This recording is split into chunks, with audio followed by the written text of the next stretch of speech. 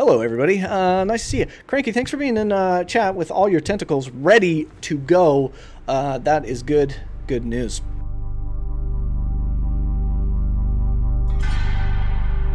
FeatherFall Tabletop, you are here with us for our Call of Cthulhu Beneath the Umbral Veil campaign. We'll get into the breakdown of what happened last week here in a second, but let's get through some of the housekeeping. Let the sponsors know we're out there. You're out there. So we have Found Familiar Coffee. Again, if you need some coffee that is themed in we'll say Dungeons and Dragons as the catch-all, but fantasy, high fantasy, coffee themed stuff. Go check them out. Link is down below. 10% off when you use code FeatherFall at checkout. There's also Skull Splitter Dice. They just released on their website. They have a like dice holders that are skulls of your enemies, right? Well, they just released one that has it's a vampire, so it has runic carvings in it, but with big vampire teeth. Looks pretty awesome. They also just released their Halfling 5th edition how-to info guide, so you can check that out as well. You can use the link down below to take you to their website. Use code FeatherFall at checkout for another 10% off.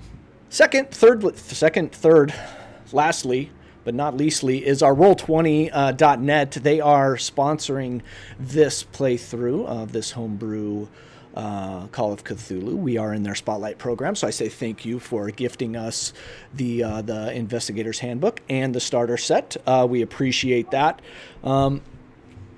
Roll20.net. This is how we roll. You can go check them out for all your virtual tabletop needs.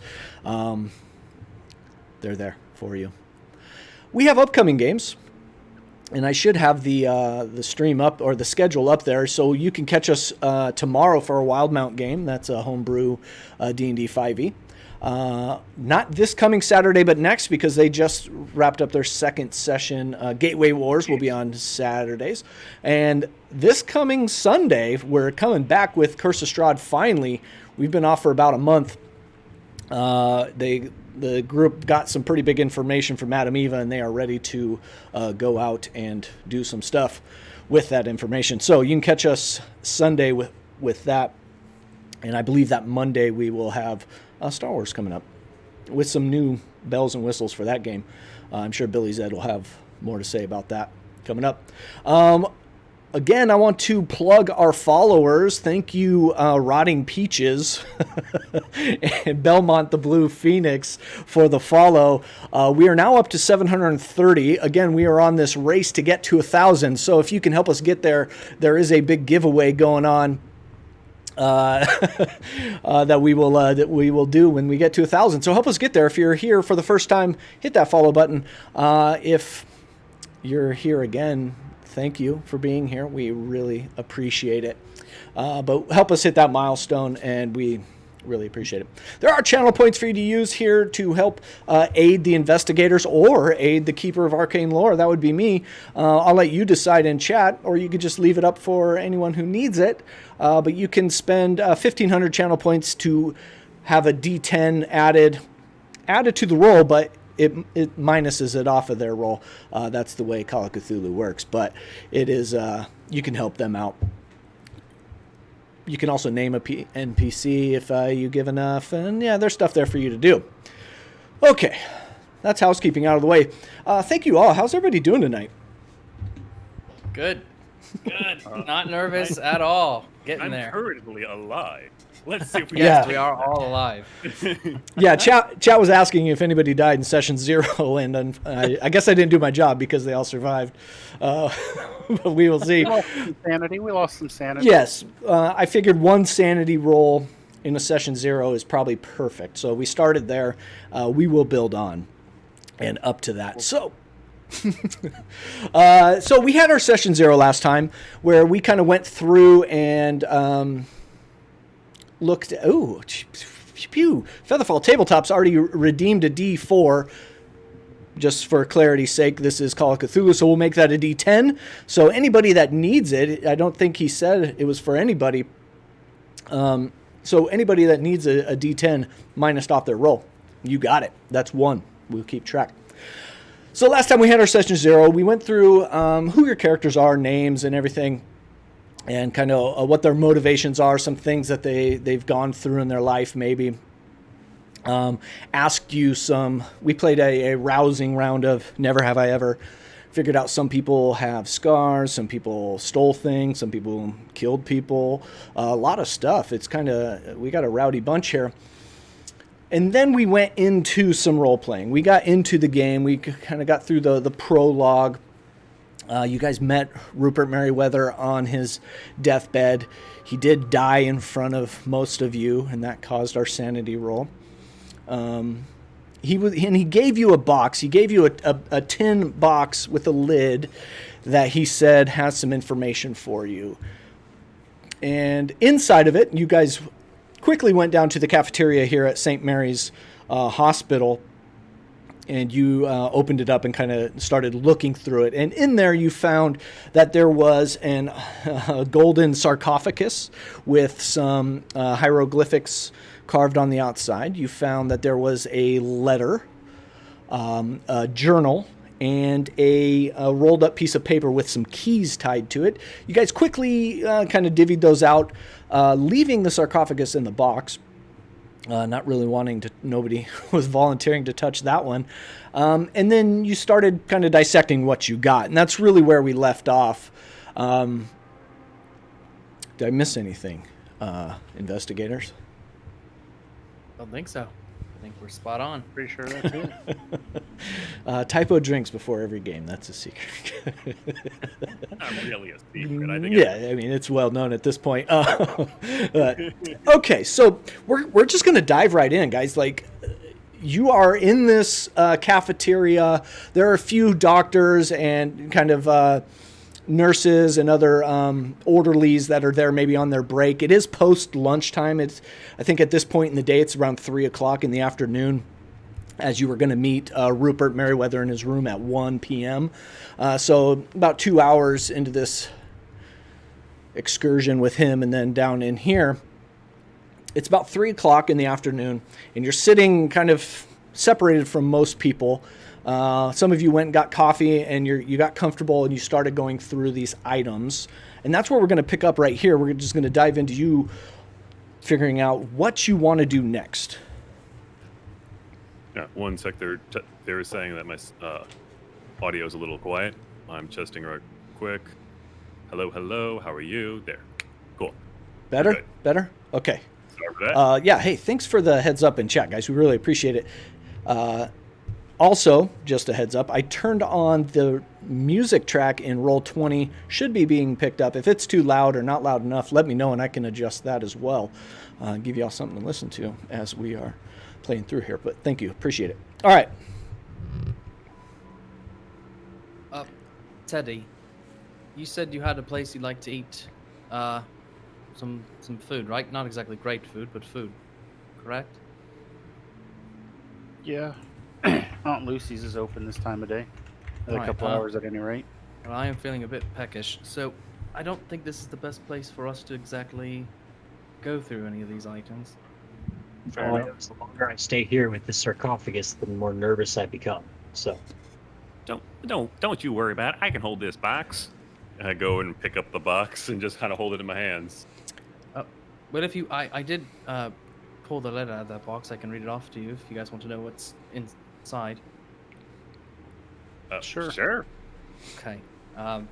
He opens I up shake the letter, and dear friends, in the years after the nightmarish events of that night in my youth, I have seen many strange things. Only now do I begin to grasp the truth of reality and the scope of what's happening in the world. I've tried in my small way to combat the horrors and make amends for my part in bringing one to our plane of existence. What I have left to offer, what riches and wealth I have, I will put to good use in dealing with the abominations. It is the very least this old coward can do. I could never make myself go back to that little farmhouse and put the events to rights. I too gravely feared that which my friends and I loosed upon the countryside. Nothing of consequence has yet taken place, but with my death I fear the bonds will be broken, and that horror freed to come and go as it pleases. Lives not yet taken already weigh heavy on my conscience. The method of delivering the thing out of this world is still in that cursed house. The translations made by Marian from the book De Vermis Mysteries. I was never strong enough to take that on task, but I have hope that you are. In ridding the world of this, perhaps you will save my soul from hell. for I fear that my deeds have not been enough to release me from this heavy burden. I do not expect your forgiveness for what I ask you, Rupert Merriweather. A bit long. No, Rupert, you ain't a coward. Roy kind of mumbles to himself, arms folded. He is still leaning back on his chair like a little kid. And Roy, when you said you were picking up the box, did you pick up the tin box, or did you take the sarcophagus out of the tin box? I suppose the sarcophagus, just kind of holding on to it. Okay. Not Yeah. opening it. And as Roy's you got some brain cells. as you moved it, I saw you pantomime a shake. Nothing inside rattles. There is no hinge around it. It is. It just, the top kind of fits right into the bottom half of that. Mm-hmm. I also like to say, just like I said, Roy's not that dumb. He's got a couple brain cells, and then you remind me he shook the box. Do the markings on the outside of it mean anything? Do they mean anything? They mean something. Do they mean anything to us? You can give me. Let's see. You can give me either a history or an archaeology. And read funny pictures. And I'll let Roy give me that too, since you're holding it. But I think Teddy, since you opened it initially and handed stuff out, you've seen it enough. Gosh. And I if make a case for a cult? No. No? Okay. No. So history or archaeology? Yeah. And if we can call out what we roll, you don't have to. You can either just say success or failure, hard success or whatever. But I'll roll my archaeology. Let's see here. okay. That is a 92 out of 1. Yeah, that's a fail. I'm going to make my would've been much history better. check, which is probably not going to do any better, but no. Schools for Yeah, nerds. close. 21 out of 5. Yeah, so none of these hieroglyphics are standing out to you on the outside of this. Both of you can check the little circle in your character sheet that you failed these rolls, and when we begin next session, we'll be able to, possibly level up there. Yeah, so they're not really ringing any bells to any of you at first glance. Shall we take a look? It appears that somebody was an artist or of some sort. So you should see what the sarcophagus looks like. I shared that with you. Can you all see that? Yep. Okay, perfect. Can I Actually, take Chat can see it So, too. weird question. Can I make a straight education or intellect check to see if Roy and his, Roy's been around the world a couple times. Can I see if I recognize any, what it looks like to me? Because, out of character, I'm looking at it and going, this seems Egyptian. I feel like, even with Roy, as dumb as he is, if he saw Egyptian hieroglyphics and then saw this, he might be able to put it together. Let's say if you're going to make just a general education roll, I'll make it a hard one. Okay. So go ahead. Still not high for me, but hey. Y'all get to learn my education score. It's 27. Yeah. That's so even a regular success would have been out of the 75 question. 27 is a failure. Yeah. So again, we in our 21st century minds, we can kind of understand that those are Egyptian, but none of you, or at least Teddy and Roy, are having a hard time identifying. Well, Ooh. Yeah, Archie kind of sees Roy looking at it quizzically from across the table. And Archie, yeah, you understand that these are Egyptian hieroglyphs around the outside. does anyone knows Egyptian here today? Yeah, I Nope, guess not my language of choice. I guess I should have asked that. Does anybody put down Egyptian as another language? Because I imagine you would understand this, but I don't think anybody has. So yeah, this is. Nope. Well, we have gotten this far, haven't we? Roy's got a hint of black blood in him, but not from there. Does anyone know exactly where we could find this farmhouse? Has anyone been there before? Know exactly where it's at? I don't know exactly where it's at, but I've been through the town, and I've probably passed over Boone Road a time or two. But I don't know specifically. We could get into town, and I could probably ask someone at a gas station or what have you there. I've driven through there on more than one occasion. And I've moved you over to the kind of another map of the area, and you currently all are in Arkham. Here. Ross's Corners is a little ways up here. Okay. So you would travel along the north side of the river to Hamilton, and then there's a road that connects there going south to get you to Ross's Corner. That's probably going to be the fastest way. And I think Roy and Teddy, you would know that. You've been through Ross's Corners, but Boone Road exactly, you may not know exactly where that's at, like you said. I've been around the area, but I ain't never been to that place myself. Rupert had his secrets and all that, even from me. Right. Maybe in town we could find someone who could translate what's on that box. Maybe. Or at least maybe go to a library. I think we might have more luck at a library, but that's just me. Maybe at the university. Yeah, Roy and Teddy, you would know that the Orne Library is the university's library, which is open to the public during certain hours. It does close today at 8 o'clock. So if you were to go there, you'd have to get there before then. So you got about 5 hours. But then there's also the public library. Resources are going to be severely limited there compared to Orne Library. Well, gentlemen, like I said, if anyone wants to try to game plan, I am feeling a bit peckish. Maybe we could go to the Lucy's. Maybe ask around town, see if we can find anyone who knows something about this.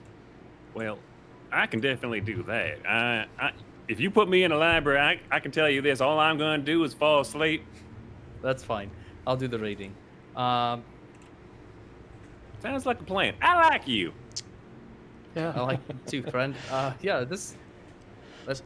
we go to Lucy's? So Sure. on the map here, you are here at St. Mary's Teaching Hospital. The university takes up this whole block, elongated block there to the north, just catty corner of where you're at now. So if you were going to stop at Orne Library, you would do it on your way. And Lucy's is on the other side of the river up here. Okay. Well, yeah. I reckon there might be some advantage to splitting up if we want to tackle both of these places at the same time. But we could also go together. I mean, strength in numbers and all that. I mean, we go together. the library is on the way. Yeah. Right, yeah. I say we stop at the library and then head over to get some food. Lewis, I think that I might also be of service with library skills. So we might just find out something yet. And plus, I have the journal too, so we might be able to learn something from Perfect. that as well. Yeah. I think. So We have not read the library journal, first. right? Say that Yeah, again. I mean, we could We haven't probably read the walk journal. to the library from here, couldn't we? Yeah, it's, you're at the corner, and then the campus starts at the just across the street, basically. We'll say the library is this building at the corner, so it's a block away. So you could definitely Well, walk. friends, this is the 2 blocks. I think we're going to be okay. I think we're all fit enough, aren't we? Especially old Roy. Isn't that right, old Roy?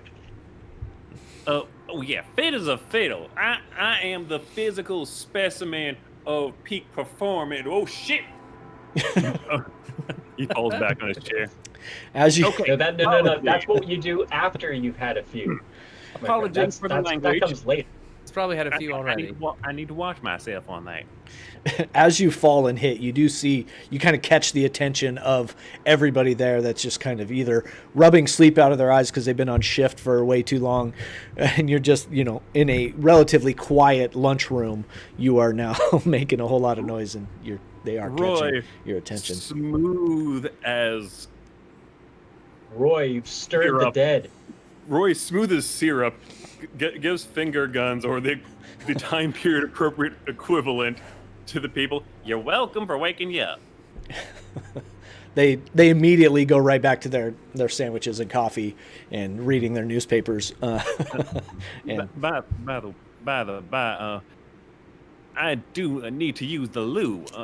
Teddy, do you think you can help me find it? Sure. He like blinks at you and seeming to forget that he can't wink. All right. If you guys just excuse us for just a minute, I'll show him where the restroom is, and I'll be right back. Yeah, fine. Yeah, you know I got no sense of direction. there's actually, just outside of this cafeteria, back in the main hall, bathrooms to the left and right. Okay. Roy that goes along, then finds a nice alcove where he's like just right behind with Teddy, and like leaning against a wall. So what do you think, Teddy? You think you can trust these fellers? I mean, Rupert did. Yeah. Well, look, these folks seem to be a bit skittish. I don't know if they're seasoned like you and I are. I mean, seems. I would make the same assessment, but I mean, if Rupert trusted them, they've got to have their worth somehow. I mean, he wouldn't have sent for them. I mean, those guys came from across the pond. Well, at least one of them did. So, kind of a long trip for them to make if Rupert didn't trust them with what was going on. Yeah, I reckon so. I mean, like, he got to have his own reason. I'm pretty sure they're talented or something, or maybe he just realized might need more heads on this one. Well, I have this feeling based on what he said and what was in that letter that wasn't just him that unleashed this horror on the world. There were other people involved, and I have a funny feeling it's going to take more than one person to put things aright. Yeah, quite possibly. Do you think we can find any information about that? Like some associates? Oh, wait. I knew Teddy. I might know some of these associates. Is there anything I could do to try to see if I know any associates of Rupert? Or is it like there's just too many people I know that have talked to Rupert, and it's just like, well, here is the list of everyone you know. Yeah. Okay. Give me an intelligence roll. Okay, just to tell it. Yeah, so in intelligence, there's this idea roll, and we'll kind of see. Yeah, so you succeed. That's a 23 out of 40. Nice. So you've heard a few times him bring up some colleagues of his that he spent some time with, and the name that really comes to mind is Marion Allen. Marion Allen? Yeah. Like one name or two? It's first last name, Marion Allen. Oh, well, that's got to confuse a lot of folks. Two first names. Yeah, right. Mary and Allen. Marion, Marion. Allen, Allen.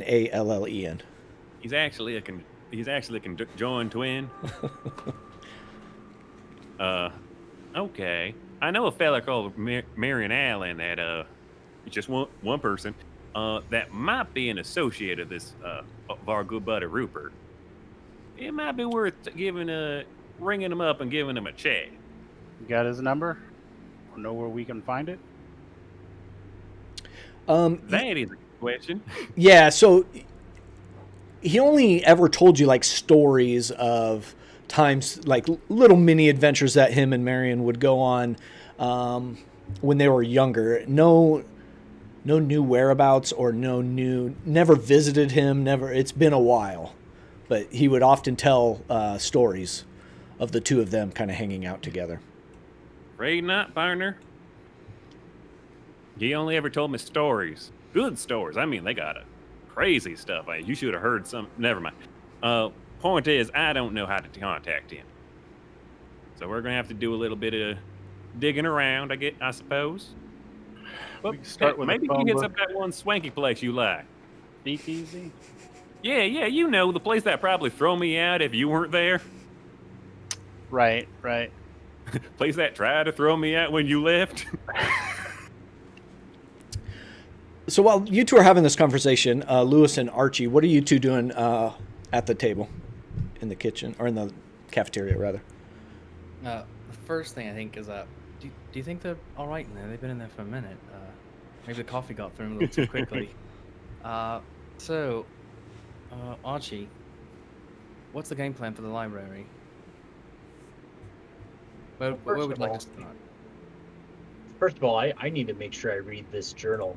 But then I think if we can at all find, or if it's at all possible to find Egyptian writings or hieroglyphics or any book that has those things, that'd be a good place to start. Or ask around, or I don't know. That'd be And my I think first asking the guess. librarian would be a good option too. Maybe they Yeah, that is their job, is it not? right. Read decimal system.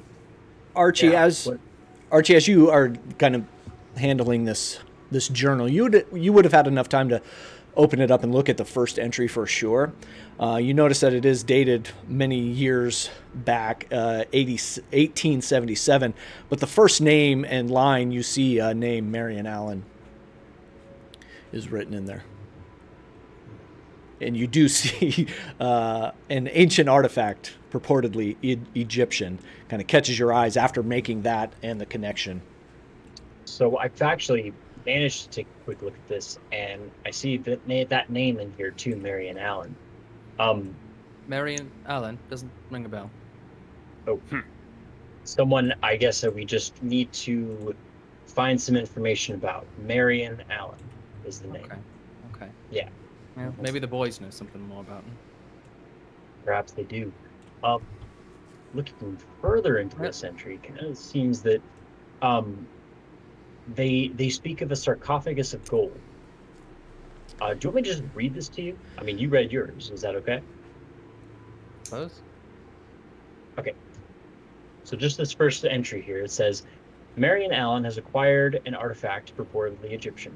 It appears to be a small sarcophagus of gold. Inside is a large piece of amber which entraps a specimen of some unknown species of arthropod. Allen is very excited as the box corresponds to a description he found in an ordinary reference volume in the university's Orne Library. Allen says that in another book, De Vermis Mysteris, is an explanation of the powers of the box. The text says the small animal trapped in the amber is actually the host to a bound jinn, a guide to the spirit world. Allen says the tome mentions that originally there were 4 such pieces of amber contained in the box, but there is no mention of what happened to the other 3.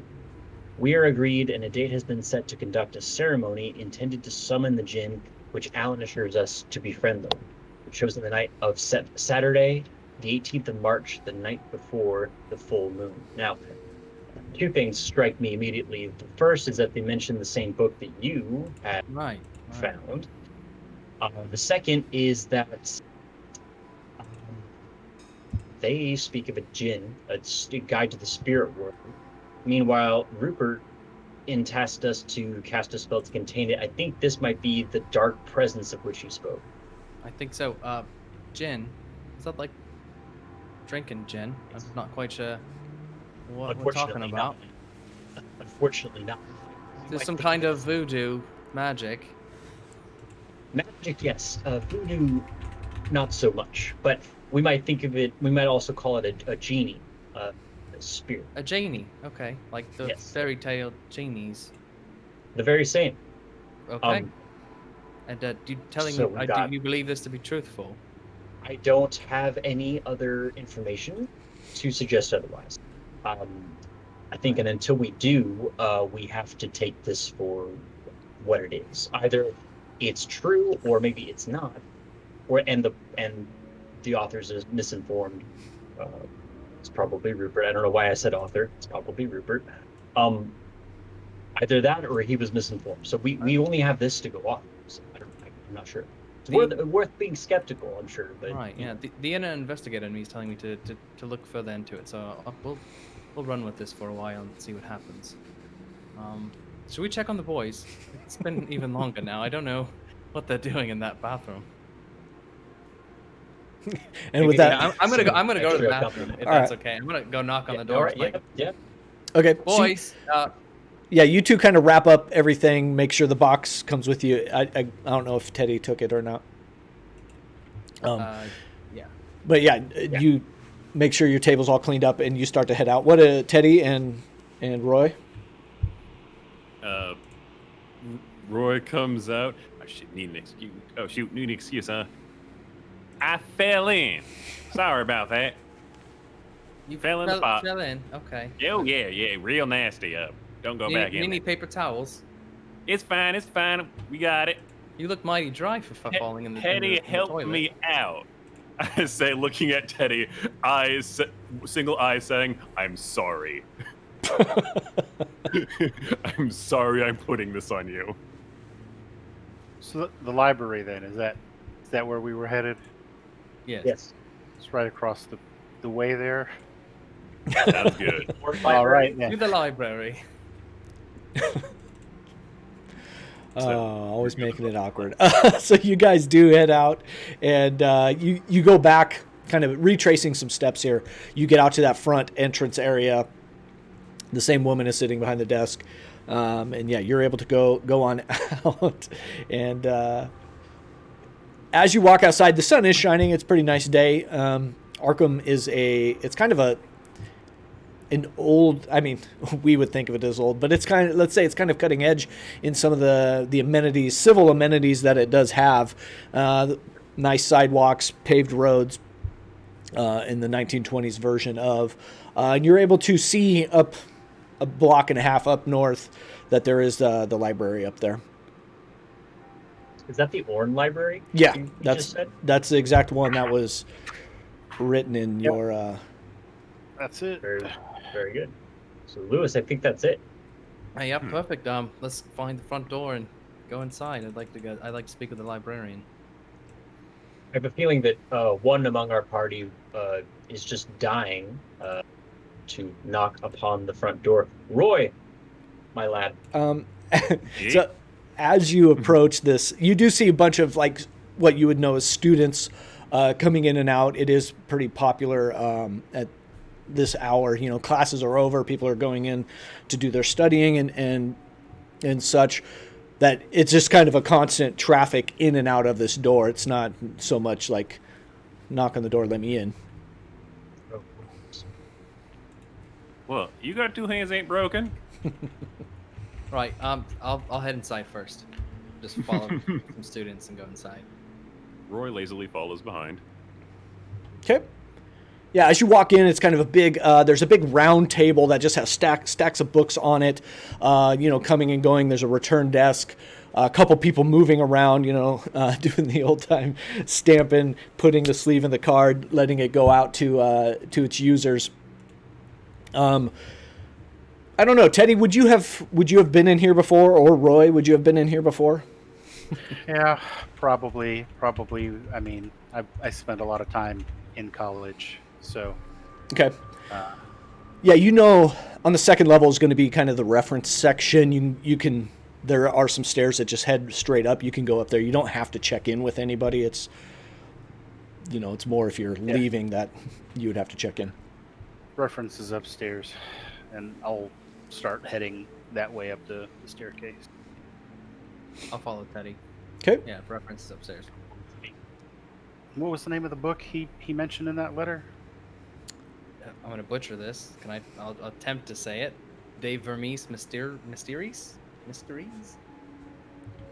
You got it, man. And I'll head towards the card catalog. Okay. Does it mention an author? Not that in anything that I. Not that I saw. No. All right. So just to get kind of an order of things that you're looking for here in the library. One is the text that is mentioned, the De Vermis Mysteries. What else? Is there anything else you want to do here in the library? I think Lewis talking. And correct me, Lewis, if I'm wrong, but we were talking about asking if there's anything on Egypt or Egyptology or anything. Okay. Yeah. All right. I think that was all in the docket. Okay. So if you're looking for the Egyptian set of stuff, go ahead and give me a library roll. And Teddy, if you're looking for the De Vermis in the catalog, give me a library roll. Oh. Can I give a library roll? Or Yeah. giving the library? Yep. Oh boy. Oh. So I'll pause here. We have a situation here. Oh, Teddy, nice. The lowest. What are the rolls? So, Lewis, you rolled an 82 and you were looking for a 75 or lower. And Archie, you rolled a 71 looking for a 70 or lower. So here's something we can do. There is a D10 in chat that you can use. Or you can spend one of your luck points to lower that. So in Archie's case, you could spend 1 luck point to make that a success. In Lewis's case, you could spend 7 luck points to make that a success. Now, the bad thing is it lowers your luck as we move throughout this game. And, you know, luck Frankie is... just redeemed a reroll. Luck does not come back easily. Luck is, yeah, it's kind of hard to get back once you are using it. And Cranky just gave us a reroll. So that means one of you can re-roll. And so you have a D10 you can redeem and a re-roll you can redeem. So I'll leave it up to you how you want. I think I should re-roll with. Wait, let's see. Who has the higher library? You're both pretty Pretty good. If Brandon takes the D10, it's a guaranteed Yep. success. Yep. So Okay. yeah. So- That's cool with you. Yeah. Lewis should probably take the reroll. So Archie, go ahead and roll a D10. And on the left-hand side of roll 20, there's a little, on the second one Right, from the bottom. right. Yep, you got it. Right. Perfect. So, yeah, that brings you down to, what is that, 68, which is a regular success. And Lewis, go ahead and do a re-roll for your library. Thank you, Cranky, for the re-roll. There we go. Okay. Thank There you. we go. So both of Thank you succeed. Successes all around, guys. I'll say this. I'm not going to allow you to check that box as a failure because through these means you have now succeeded. So we'll start with Teddy. With Roy looking over your shoulder, you find De Vermis Mysteries. In the corner. But you find the section that it would be located in is one that you really haven't been across before. It literally says restricted next to it. Guess we'll need to talk to the librarian about that one. And then I don't see any sections labeled restricted. No, you don't. Not in like the general use library that you've been in and are accustomed to. You have not seen a restricted section, but it is in the card catalog, just next to section says restricted. Lewis and Archie, you do find the Egyptian research section well enough, and you do find some texts that have hieroglyphic breakdowns. And with that successful library use, you're looking at, I get to make a roll. Oh, shoot. Sorry, guys. It's going to take you about 4 days to be able to successfully identify all of this. And I'll say since both of you are doing that, we'll cut it down in half. So 2 days, if both of you stay on this, to be able to identify all those hieroglyphs on the outside. Has anybody opened it yet? No, why would we do that? No, the sarcophagus. Okay. No. All right, just making sure. Doing, Anybody that tries to open it, but so you do. there is Well, one now thing. that we know what's in it. There is one thing I'd like to actually do while they're researching, because Yeah. Roy will eventually get tired of napping, even though he knows the best nap spots in his library. He will actually go up and talk to some of the people and ask them if they know about a what's his face, Roy's friend's friend, Yeah, Marion. Marion. He'll ask if they know a Marion. So are you going to like the librarian or students, other people just minding their own Honestly, business? I think Roy would actually just kind of fish around in general, like talk to the librarian one time, then all talk right. to some of the students. Just kind of do it every day, just kind of checking out. Yeah. So as you go around asking people, especially about Marion Allen, nobody seems to recognize that name. And nobody really seems to recognize Rupert Merriweather's name either. And if Archie would have, on your walk, shown you the date on the journal he had, it's been 50 years. About 40 years since that entry. So it's been a while. So if they were students here, which Rupert Merriweather was, it's been, a couple decades since they've had a presence here on campus. Well, in that case, while they're doing that, Roy's probably going to go off and try to see if he can't find the oldest teacher here. Okay. We'll pause that. We'll get back to you on that, Roy. So let's get to Archie and Lewis, as you two are looking at this and looking at it as maybe a daunting task that how are you approaching this? I think I would like to put my time towards the other book if possible, because if it's going to take 2 days to just do some translation, that may be a waste of our time if things are popping in this world. You do see immediately some correlation, like you're able to kind of identify a few of the hieroglyphs that you're on the right track. So if you were to stick with this this translation, it would be fruitful for you. Can we take the book with us? You can check out books here, yes. And yeah, I think I'd like to do that. The first hieroglyph that you're able to quickly identify is translates to English as seeker. We'll give you that one on your first glance through. So you can check books out for sure. Going back to Teddy, what are you doing, knowing what you know now? Are the cards removable from the card catalog here? Not in the catalog, the little pull-out drawer itself, but there is a stack of scrap paper and a pencil that you would be able to. So I'll write down the information for this book. Okay. And then I will head over to the librarian's desk or counter or whatever they got. Yeah, there's each level has kind of a reference desk with somebody stationed at it. There is an older gentleman here, kind of graying hair. Looks like he's been here for a while. And you see Roy kind of like circling around, maybe working up enough courage, what have you, to maybe talk to this person. Definitely done a few laps. But he's sitting there just like filing and getting books ready to be reshelved. I'll just kind of slide the piece of paper across the desk there. I'm looking for this book here. The catalog says you have it.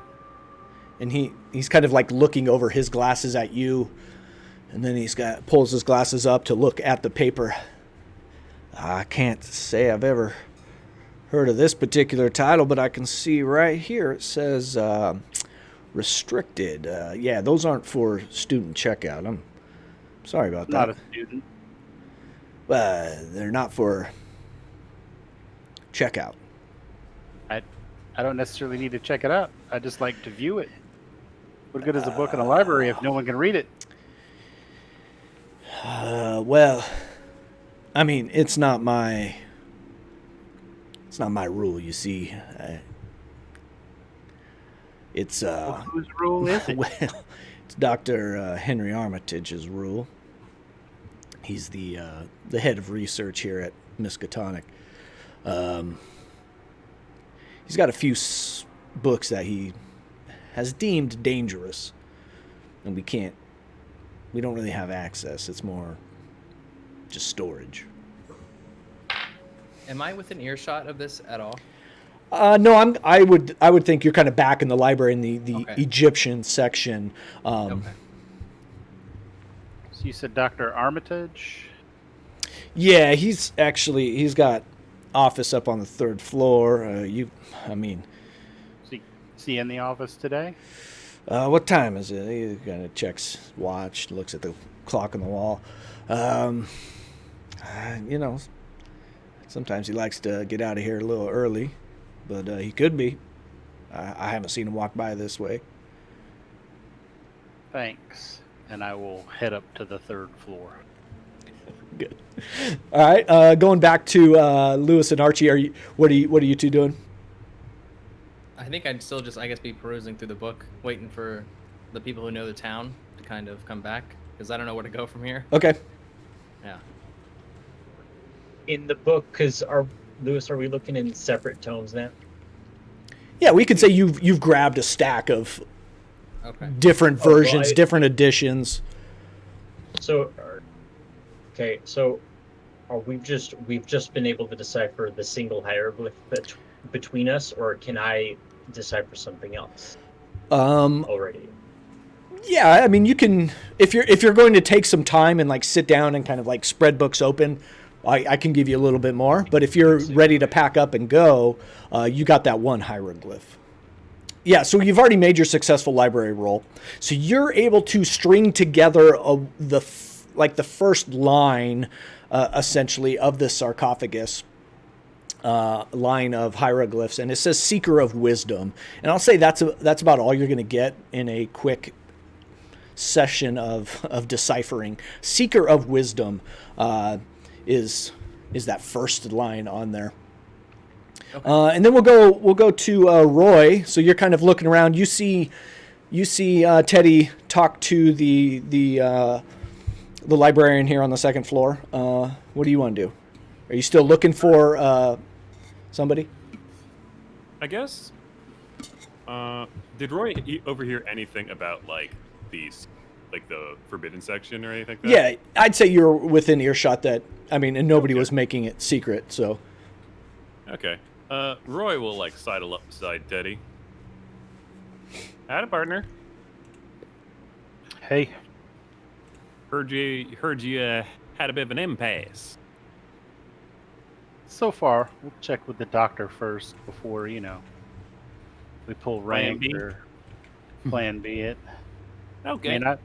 I figured I'd just talk to him first, see what the deal is. Maybe the credentials will get us access, and failing that, we can at least maybe figure out where the books are being kept to retrieve at some point later. Roy gives you a toothy grin. That's why you're the brains of us two. I'll follow along just in case. So you two are going up to the third floor? Yeah. Yeah. So again, the same spiral staircase that you exited on the second floor goes up to the third.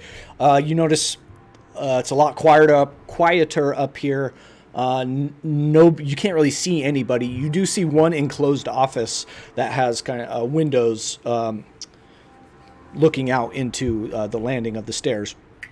And you do see another older gentleman, kind of gray hair, totally gray, a little bit of salt and pepper at the temples, but the rest is all gray, wearing a tweed overcoat or sports jacket, sitting there reading a book, taking notes, head down. Dr. Armitage, I'll say rather loudly for being in a library. Because it is kind of dead quiet up here. It does kind of ring through and penetrates the glass in his office, and you see him kind of pop his head up. He is a bearded man, same white beard around. He's got kind of a rosy nose a little bit, kind of, the rosacea of old age. He signals you over, like he doesn't get up or anything, but he just kind of. I'll walk over there. The door is closed to his office. Well, seeing as he motioned, I'm not going to knock. I'll just try and open the door. Yes. Hello. third floor's, I mean, kind of, I don't want to say off limits, but, It's out of the way. you know, out of the way, appointment only. I don't believe I had anybody coming in today. Well, you gentlemen downstairs said that this book I'm looking for is available by request only, and that you would be the one I would have to talk to about that. Well, again, there's no books up here for checkout. I don't necessarily need to check it out. I'd just like to view it. Well, even that can be a dangerous game. Don't you know my name? What happens to be yours? I will reach into my back pocket and produce my badge and provide credentials. Ah. Okay, very nice. And is your name on your badge, I assume? Yeah. Full name, or is it Teddy? Yeah, it's got my full name, Theodore, there. Theodore, Teddy, please. oh, well, you know mine. I am Dr. Armitage, but you could call me Henry. So, what book are you looking for? I'll hand him the scrap of paper that I wrote the title down on. So, De Vermis Mysteries, the old Latin text. What on earth do you want with this? A friend of mine passed recently. He was doing some research with this in years past and has left us in a bit of a conundrum, a mystery, if you will. Well, it would have to be many years ago. This book has been behind lock and key for a while now. Again, I don't know what you want with this, but it should not really be read by anybody. I'm afraid I can't give it to you. I can't let you see this. You've got a book that you can't let me see, but that you deem too dangerous to view, but not dangerous enough to destroy? Well, there might be a time and place, my friend. Time and place that information in this book may be of use. Right now is not that time. You don't know that for certain, sir. Again, like, You seem to know what's in that book. give me. I'll give you a plethora of skills you can give me here. You can give me a fast talk, as this is a quick interaction, or a charm. I wouldn't say persuade.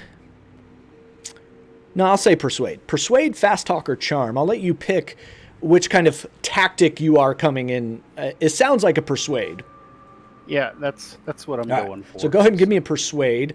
I do believe we have a D10 in chat if you so choose. And this is a good reminder for chat. If you have the channel points, you can redeem those for 1,500 and give our investigators here a little help.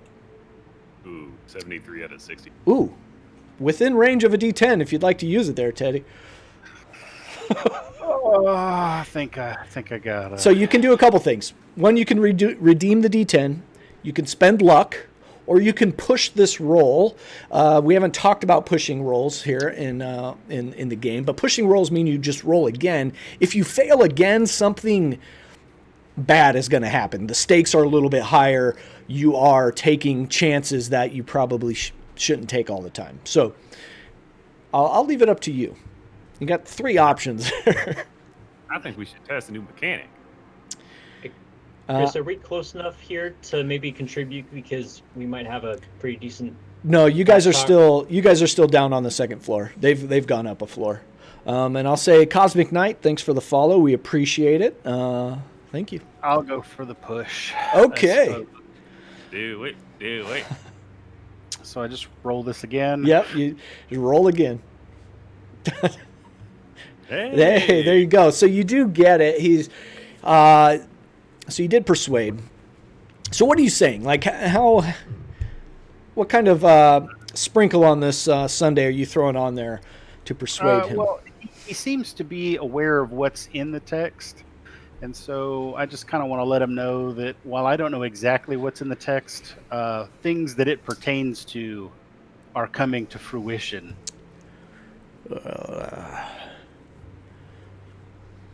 You're not meddling in these things, are you? These are things not of this world.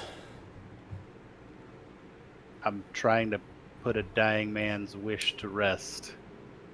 Things he meddled in, he's left untended to. Well, You can think of us as unmeddlers. I once thought of myself as that, and so I've gotten all this gray hair. Let's say, let's say I do bring this book out from Lock and Key, and I show it to you. It's going to take quite some time to read through this and be able to pull. You don't know Latin, do you? I mean, it is. But I'm sure there's books here that can help with the translation. Or maybe you know Latin. Maybe you can help with the translation. Seem familiar with the text already. Sic transit gloria, am I right?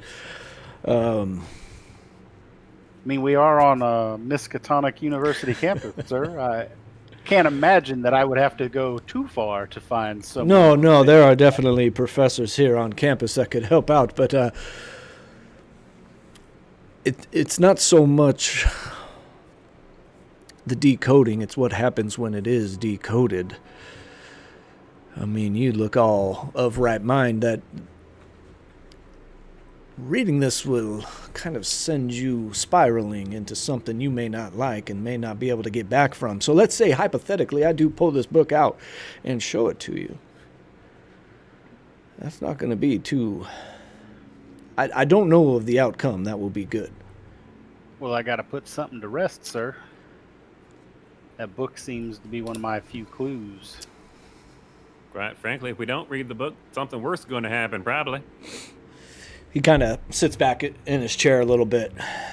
You can see him he's contemplating. Well, seeing you have the credentials. Do you know who's checked this book out before? I believe there's Rupert.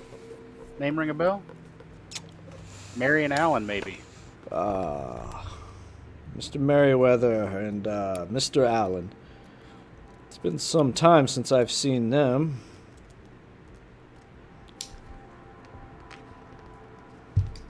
Well, it's unfortunately you ain't gonna see Rupert again anytime soon. Old feller, God rest his soul, passed on to his maker just the other day. Seems like more and more of my friends are... I guess it comes with age, right? Yeah, it happens when you're old, Roy says with zero tact. You'll be there one day, I guarantee it. I ain't getting old. Roy gives a grim smile at that. Well, all right. Couple conditions here. I don't expect this to happen again. I'll bring it out. I'll let you look at it. But it can't leave this room. Fair enough. Are we clear on that? Okay. He gets up and he kind of checks his vest pockets, pulls out a little key ring with 2 keys on it. You guys will have to follow me. And he makes his way out of his office and down the hall. And there is a little, not a little door, but it is a door kind of, there's not much. This is just a long hallway with a door on each side. And he goes to the one on the right, opens it up and goes inside. And in here you see a bunch of old tomes of books. I mean, these are in various states, various make. You can tell this is the restricted section. There are books in here that are, who knows where they came from, when they were created. And he starts eyeing around, and there it is. And there's one table, kind of bar height. It's not one that you sit down at and get comfortable and read. He pulls it out and it is. Doesn't really have a binding to it. It's more like threaded, spiral bound almost. This black leather. Any sheen on the leather has worn off. Written by Ludwig Prynne. You want to take a guess when it was written, Theodore? Teddy, sorry. My education be useful in determining just age from the jump, like based on its bindings and a couple hundred years. I would wager, perhaps older. Yes. I put my money on Dawn of Time. Pretty close, Roy. 1592. Shoot, there must have been dinosaurs around then. No. I certainly wasn't there. But so he lays it down. He does not open it. He lays it down on the counter, on the bar that is in the center of this room. Again, opening this book and deciphering any of this is going to lead to some things that you may not come back from. I've already seen a few of those things. All right. He takes a step back. Roy, you want to keep an eye out, or maybe let our companions know where we're at? Sure thing. I will go ahead and crack the cover on this book that's written in a language that I don't know. Do you want me to bring some books on old Latin? Yeah, might not hurt. Might check and see if Archie or Lewis are familiar with the language. Now I'll figure it out from. And Roy will head on down. Okay. And he's going to go up to Archie and Lewis. All right. We'll say, Teddy, as you're looking at this, you quickly see, just kind of thumbing through it, it has 16 distinct sections in there, each one different, again, in a language that you don't, I mean, you know it's Latin, but you don't understand it. You can't really. Right. There are certain words just that are in our normal everyday lexicon that you can see and understand and kind of trace back to a meaning. But for the most part, you're not able to like string anything together. Roy, so you're heading back to Lewis and Archie. Mm-hmm. And you go back down the spiral stairs, head down into the research section of the library. And you see them kind of poring over some books at one of the back tables. Howdy, fellers. Any of y'all know how to read Latin? Latin? I do. Ooh, I do not. So it's like Archie can be of help. Well, Archie, I'm going to need your help with a special book. We need a little bit of a translation. Teddy's good with the cryptobiology. That's it. But he ain't too good with the dead languages and all that. Well, I will see what I can do. Where's the boat? Where's the tome? Follow me up here. And Teddy's probably going to do his best to make sure that you don't understand everything you're reading or helping to translate. But what you learn, keep it quiet. Okay. What are the dangers? You know, knowledge and all that. It's a dangerous state secrets and all. Oh, well, then I must be in grave danger already. Oh, absolutely grave danger. I mean, I would hate to have to use my piece on you. He gestures to the gun at his side. No need for that, my friend. I'm kidding. I wouldn't do that. I like you. Anyways, follow me up here. Oh, he likes me, everyone. I like everyone if you haven't figured it out. If I don't like someone, I'm probably shooting at him. Okay. So up we go then, yeah? Yeah, so you guys make it through second floor, spiral up to the third floor, and you don't see anybody. You do see the empty office. Roy leads you back. And as you all start to turn the corner into this room, you see Dr. Armitage Well, no, oh, no, this was not in the agreement. Again, this is the restricted section. It's Ah, like Is standing a crime? don't Well, worry. Don't standing you out worry. there. No. Now, my buddy Teddy's a professional. He'll make sure to parse it all up, make sure he can understand what he's being read. Teddy, did you just flip through this, or are you trying to actively decipher any of it? I flipped through it at first, but I mean, I will actively attempt to read or, decipher what of it I can while I'm waiting for Roy to come back with a book, which I don't expect to be much, but Okay. I'm definitely giving it a good effort while I can. Okay. Are we up there yet? Yeah, you guys are up Or- there. Mr. Archie, are you any good about like that puzzle solving but with words and stuff? You ain't good with that? I So would think so. Yes, as I think so. these voices, Teddy, that you know come through, and you're reading and hearing, you're gonna lose 3 sanity.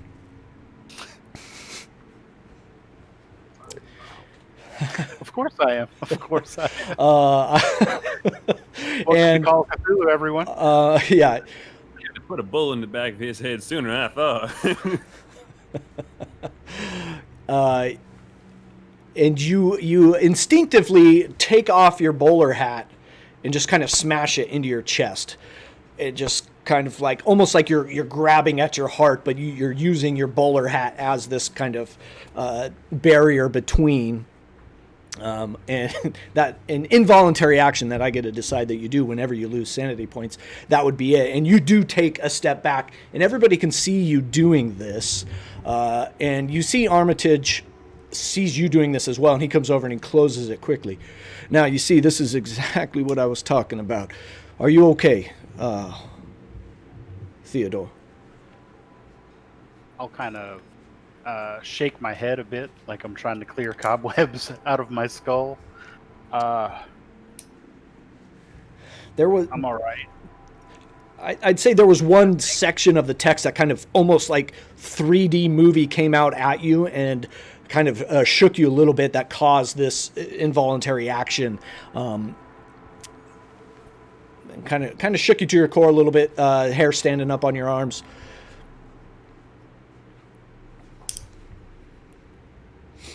Teddy, you're right. Not looking too well. What did you see in the book? It's Armitage chimes in. It's best that you don't repeat that. He closes it and he begins to put it back up on the shelf. Again, maybe figuring out exactly what you need to find in here before you just go traipsing around. It's only going to lead to more like that, or even worse. Again, these are put behind these walls for a reason. I'm afraid our time's done here. Hold on, Mr. Armitage. What you're saying here is, if we come back and say exactly what chapter or something that we need from this, then you'll let us look at it. I'm saying you need to get some more proverbial ducks in a row to be able to go looking through this. You can't just. It was my mistake letting you in here in the first place. Don't figure out exactly what you need here, other than just some people read it a while ago. Yeah, Sure, sounds I think I might have an idea. Well, at this point, do tell. But he's gonna put it back up on the shelf and kind of begin to like usher you guys out. I mean, feel free, son. Relay those ideas. We're looking for anything to do. We're looking for anything to do with a genie. Perhaps we could find something about that. A genie or A gin, right? Didn't you say gin? no, yeah, it's tomato. Yeah, one of those. They're the same. One and the same. One and the same. But anything about that. I know indexes are not a thing, but perhaps we could at least search for that. Roy, show him the box. Okay, show him box. Oh, by the way, just to everybody, a reminder to read off the results of your dice because the chat is able to affect those if they're close enough. Well, to be fair, Teddy didn't get to roll. He just lost 3 for. Yeah, my roll was accidental. Yeah, when I was going he to lost edit 3 to just for looking take at it. the points off. So, I'll take out the box and show it to him. Well, that's Egyptian, son. That's not Latin. Ain't that what they spoke? I'm afraid not. Shoot, come So on, be surprised. I'm afraid this box and this book not going to have a strong correlation. But what? Wouldn't happen to know anyone who studies Egyptology here? Oh. A friend. Of course, that would be. And he kind of clicks his tongue a little bit, looks to the ceiling. What's his name? He's relatively new here on campus. I think his name's Rice, Warren Rice, Professor Warren Rice. He'd be the one to be able to help you decipher those hieroglyphs there. But sir, yeah, go ahead. What might it be? I believe this book. You say there's a correlation, but I do believe this book would be able to tell us a little something about how this box works and what it does. Despite it being different languages, I believe it could tell us something. Archie, I That's think what we're looking for. Listen, I look at the man didn't say we can't ever come look at this book. He said that we need to get a couple more ducks in a row. So let's go get a little more information, then we can mosey on back here and talk to him. He's just trying to help. Explaining the ducks we've already had in a row, but yeah, I know what you mean. Yes, I do. Yeah. All right. I've seen this sort of thing before. I mean, poor little Teddy over there nearly jumped out of his socks. I think we should save this one for last. I agree. If the book is You might spoken have to some people, sense about you. doesn't Shoot! sound like a good idea. Where'd you come from, Lewis? Oh, Sorry, I fade in the background sometimes. I'm here. I didn't see you there. Yeah, I think we should maybe either go talk to this Mr. Rice or maybe give poor Teddy a break. We can go talk to Mr. Rice. Oh, but before we go, Mr. Armitage, mind if I ask you one more question, completely unrelated to the book here? Sure. Do you know any of those old farts? Where that feller check in my notes? Roy says, looking at a marker he's drawn in the back of his hand. Mary and Allen might be. Again, I just remember them being students here many years ago. Know anyone I can talk to find them or find them? No, not. It's like I said, it's been a while. They're not, haven't been on campus, I'm sure, in 20, 30 years. So I can't say that I do. I mean, you talked to Rupert's wife, right? She might know something. Yeah, I was thinking of the same thing there. Yeah. I might just have to go pay my respects to the wife. Anyways, I think our time is done here, and he's going to start to push you guys out and get ready to lock up. Again, you don't tell anybody I let you up here, and we'll be in good business, and maybe you get a few more ducks in that row. We'll see what we can do. You let us up here? I don't know what you're talking about. That's the thinking, Roy, and he kind of pats you on the back a little bit. Again, might be better following him around. Roy gives a shit-eating grin to Teddy. Right. Well, gentlemen, it looks like we have some things we need to do. Let's go find this Professor Rice, and maybe he can take a look at the box for us. Can I head downstairs and maybe ask one of the librarians where they might know where he is? Yeah, you go down, you ask, and they got a little handout map of the campus. I believe he's over here in the history section of campus. It's going to be, and it's like half a block away within the same stretch of campus. Perfect. Gentlemen, ready? I'm just gonna start heading over that way. I'm going to say it's about ready. 4:30 at this point. You know, enough time has passed walking there, kind of researching some Egyptian hieroglyphs, messing around up on the 3rd floor. So about an hour and a half passed, so 4:30 in the afternoon. You guys head down out, and you're kind of going into campus now. Small cement paths lead the way, different areas, trees, benches, all the good stuff. And you do find the building that was pointed out to you on the map. And you see on the roster outside, it says Rice, 2nd floor, room 201. Right, room 201, boys. Yep, I'm gonna head inside, walk upstairs, and find room 201. I'm gonna follow him. Yep, I'll bring up the rear. All right. You guys head in, go up to the 2nd floor, 201, first door there on the left. You do see that light is on through some like smoky glass with Professor Rice etched in on the window there. Okay, I'm gonna just like knock politely on the door. See what happens. Office hours are tomorrow at noon. Please come back then. Oh, this isn't exactly an office hours question. I think you might actually have some interest in what I have for you, sir. What possibly could that be? I have a particular box with some hieroglyphics on it, something I've never seen before, and I heard you were the man to speak to.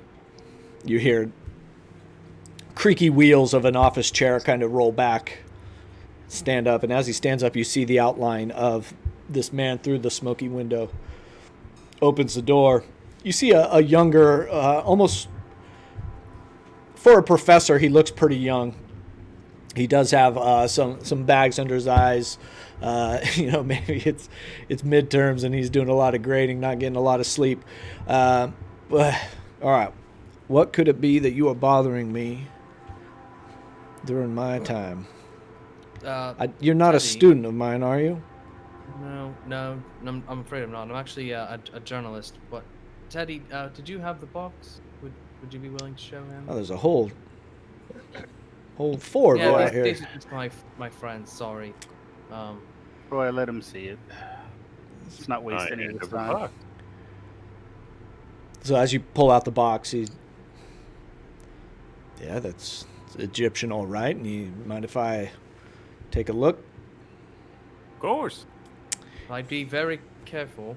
He immediately opens it Okay. because he's an asshole. All right. And, nothing happens. He opens it and looks on the underside, and he holds it out to you all. I can't say what those are. On the underside, you see that there are etchings, more rune-like, less picturesque, more straight lines and crosses that kind of line the whole inside of this box. But he quickly puts it back. But I can say I could decipher all this for you, I guess. Are you in a hurry for it? It's going to take some time. Well, I can give you a head start. We did look at some books, and we believe one of the first lines is Seeker of Wisdom. So maybe that cut down on the total time it take you to... He points to that line of hieroglyphs that you've done a little bit of work here. There are probably 5 other lines to go. Well, I mean, this is going to take me at least till tomorrow morning if you want to leave it here. I got to find the right reference material. It looks to be Second Dynasty, as I'm looking and quick glance at this Second Dynasty. So yeah, I have the material. I mean, sounds reasonable to me. It is interesting. It is.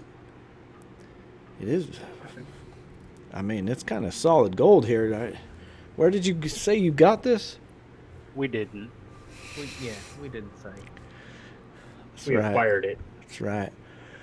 I'll hand him my card, and I won't like thrust my badge in his face, but I keep my business cards in my badge fold, and so I will nonchalantly flash my badge as I get a card out to hand to him, and just ask him to give us a ring when he's finished.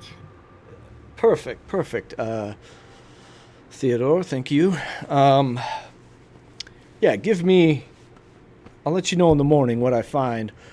This is interesting. He kind of grabs it, tucks it under his arm, and he goes and shakes your hands. As we've mentioned and you've surmised, it's a rather valuable piece. I'd really hate to not hear from you tomorrow.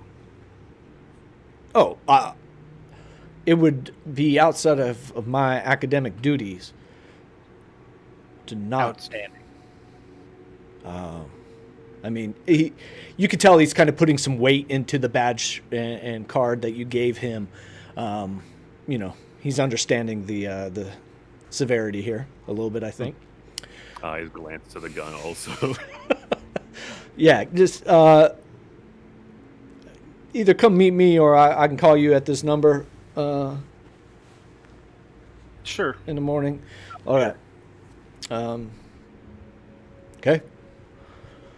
Well, I guess I'll get right on it then. He's got like kind of a vigor in him, like he's got a new job to do outside of grading some shitty Egypt 101 papers. He quickly goes back in, closes the door behind him. All right. So do you all trust him to actually keep that? You seem to be the assumed professionals here. Yeah, fella looked like a nerd. Probably like John Wright Giddy to get that thing. Right. Do I look like a nerd? Yeah, Okay. I just want to see what group I'm in your mind. That's good to know. it's the I glasses. think I already on, know the like, answer. the real big nerd glasses. To help me see. Thank you. See well, books. See books. I think can he's see trustworthy books. enough. Yes. I am still That's why I feeling can't read. I only got the one eye. I mean, got the two, but What was that? What was that under the bandana?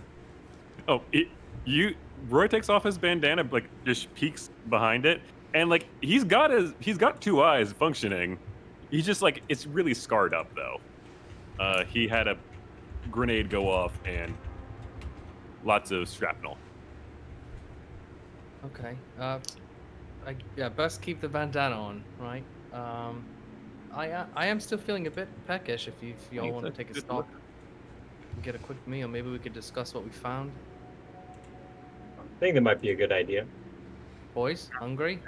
Sounds good to me. We could Yeah. walk back to my car. There's enough room in it for all of us. Oh, you Drive have an over. automobile. A horseless carriage. But that's Well, I'm fancy. so hungry I could eat a horse. Into it. So you guys have decided you are going to Aunt Lucy's, or are you going to? I don't think the speakeasy is open yet. If that's where you are heading. Yeah, I don't think they open till a little later. Yeah, I don't it's like think they 8 or serve 9 much in the way o'clock. of Food, so. Kind of wait till the sun goes down before you open up the underground speakeasy. But you know Aunt Lucy's is just getting into that dinner train going on. Yeah, homebrew RP, no problem. You redeem a Prime sub, you get some free emotes. So hope you like it. So you guys you've given off the task of deciphering the sarcophagus to Professor Rice. You got a brief look into the De Vermis Mysteries, and whoa, type O. Yeah. Thanks for the sub or the gift sub to the community. Appreciate it. We'll have to think about how we're going to handle those subs in game stuff. But anyway, so you've given off the task of deciphering. You got Teddy. You got a brief glimpse into the De Vermis Mysteries. Kind of had an adverse effect on you. And you're going to Aunt Lucy's to get dinner and do what? So you're going back to your car. Let's say this. You walk back to St. Mary's Hospital where you parked the car. You all get in. What does your car look like? What kind of 1920s version of vehicle do you have? Probably a Model T, I would imagine. All right. Oh, gosh. It's kind of a hatchback, so it's got a bench seat in the back. Right, yeah. All right, perfect. So, of course, Archie and Lewis. The model after the T. This thing winds up and starts rolling down the street. You're going across the one of the bridges that span the Miskatonic River, and I'd say you were on the left one, going up, and it's a beautiful river, kind of nice to have streaming through the town. And you make the appropriate turns to get to Aunt Lucy's. You see this little kind of, not really a hole in the wall, but it is a smaller diner. And Teddy, you know exactly where and what you want to do. Does anybody want to role play anything out on the way to Aunt Lucy's, or do you guys just want to get right in? I got We nothing get to right roll in. with. Okay. Right in, yeah. All right. Okay. Seems good to me. All right, so you park and you head in, and there is a long curving counter that has stools set up that you could sit at the bar, or you can get a booth. What does Teddy and Roy normally do when they come here? I usually get a booth. Okay. That sounds That he has his booth. It's not really his, but he tries to sit in the same spot every time he's here. It's got your ass grooves into so you're able to get your booth is open. People kind of know, like, you're coming around sometime around dinner time. Since there's no waitress here, it's just kind of a known thing, so they don't have to remind anybody. I don't have to stand there awkwardly next to someone waiting for them to finish. Yeah. You get the smells of, like, it's home cooking. It's a lot of butter, a lot of grease, a lot of fixins here that they're preparing in the back, and of course your fried chicken and potatoes. Holy cow! I'm home, everyone. All right, so you guys grab your seat. Aunt Lucy kind of catches eyes with you. And she sees, and she holds up like 4. Yeah. Yeah, you're all getting the same thing. 4 back there. Yeah. So you guys have a seat. In a few minutes, food will be out. Teddy, what was the 4? Do you know what we're getting to eat? I was hoping for some biscuits, tea, maybe some fried fish, anything like that here. Fried chicken, mashed potatoes. I'm not sure what, if any, green vegetable will be available today. Okay. And probably a cup of coffee. I know you're from over the pond and all, but tea's still not too popular around these parts. Okay. We gotta get you can set up some some coffee. That's good stuff. Okay. I'm fairly used to brown food, so let's eat. Whenever the food gets here, of course. Well, boys, what is the game plan from here? I've seen one too many mystical things. I've heard of jinns and genies and magic books that are somehow hurting people. I've seen a man die, all within the past 3 or 4 hours. Anyone have any idea what's going on? Well, first of all, welcome to the club. Yep, this is some club to be a part of. What y'all think about that? This sort of like voodoo nonsense and all that. Do you believe it? Roy says, face screwed up, and he looks like he's skeptical about it. I can't say that I particularly believe any of this. It just maybe seems there's got to be some natural reason for everything happening, right? Maybe it's a ghost. A ghost, like white sheet holes cut out ghost. I mean, suppose so. Ain't never seen a ghost before, but I imagine that's probably how they look. Okay. Teddy, you seem to be rather quiet. Have you any experience in any of this? I saw the badge. So, what organization are you a part of? Officially, I work for the FBI. Right. Okay. Fairly recently established. Most of our guys are involved in, well, busting speakeasies, as it were, getting rid of gangsters. I tend to look into things that no one else wants to look into. Okay. Like murder, arsony. What are we? What exactly are you referring to? You're being rather cryptic. Uh, for good reason. I tend to look into things like that book in the library, or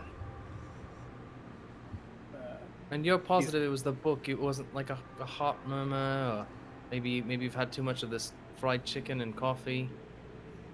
You're in good health, maybe? No? good enough health, Okay. Huh. sound enough mind for the time being. Right. Well, it's my job to investigate things, so if in any way I suppose I can help you get to the bottom of this, I'd be more than willing to help. I've seen enough to convince me that there's definitely something going on. You'll come to your own conclusions before things are finished.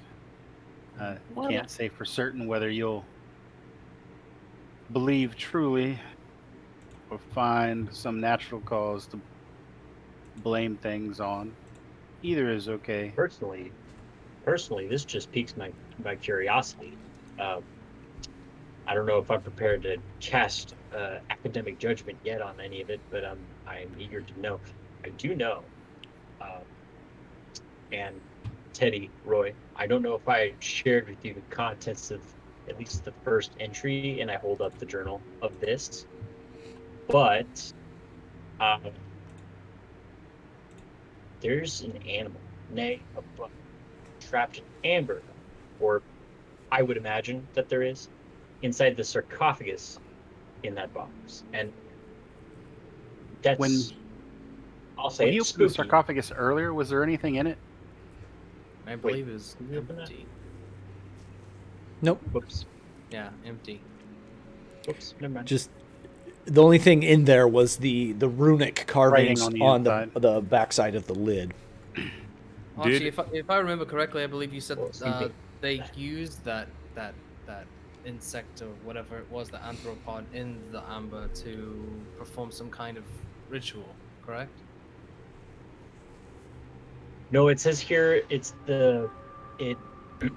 it's used to trap, or sorry, the animal that's trapped in the amber, or was, misspoke there, is the host that binds this. I'm just gonna say genie because that's easier. To Earth, it's, or at least I would imagine, binds it to Earth, and Teddy, Roy, this genie would be a guide to the spirit world, purportedly. Right. So if it's not in the box, then I'm going to assume that maybe it's not bound to this amber anymore. Maybe it's been released, or maybe it's been out for some time. Or GM, maybe someone stole it. Yeah, go ahead. was the box that we were shown? Like, we were shown the inside of it at that point, right? Yeah, Professor Rice opened it and turned it to you and said, "Hey, I don't know what these are. You're on your own there." At a glance, would I recognize that the box, say, was shallow enough that it might have had a false bottom? No. Well, you couldn't really tell. I mean, I slipped and told you no, but you couldn't really tell because I don't know that you ever opened it and looked at it. He showed you the top and then closed it back on. So, no. So we didn't see inside the box then. Not inside. No, you saw the backside of the lid. Lewis, I Yes. would wager to say that if Rupert entrusted us to contain some sort of dark presence, then perhaps this or something like it was released or unbounded this genie, because I also see here that the tome, like the book we were trying to read, De Vermis Mysteris, it purportedly says that there are actually 4 such pieces of this amber, 4 kind of like pieces that contain these spirits. One of which was in the sarcophagus we know to be empty. So at least one of them apparently was released, or might have been released. Right. Or maybe all 4 have been released. We have no idea. We have no way of knowing. It's a scary thought. If there's 4 of these genies floating about, Let's not get ahead of ourselves. I don't want us to spook each other. Like 12 wishes. Yes, Roy, that's like 12 wishes. You could do math. I can do a little bit. I can count on my fingers. Coming around the corner of the bar out of the kitchen is Teddy, who you would know as Lucy, real name Lucille. Sorry, I have that. I'll stand up to go collect my tray. I know she's not going to bring it all the way to. Yeah, the she's table. got 2 trays. One has the food, and the other has the coffee in it. Ow, Teddy, you are so nice. Thank you. That damn nephew of mine, Brian, keeps hiring these ditzy waitresses. They don't seem to last a day. So I'm doing all the hustle myself. Here, and she kind of pushes forward the food tray while she keeps the coffee tray, and then gets 2 hands on it, 2 hands proper.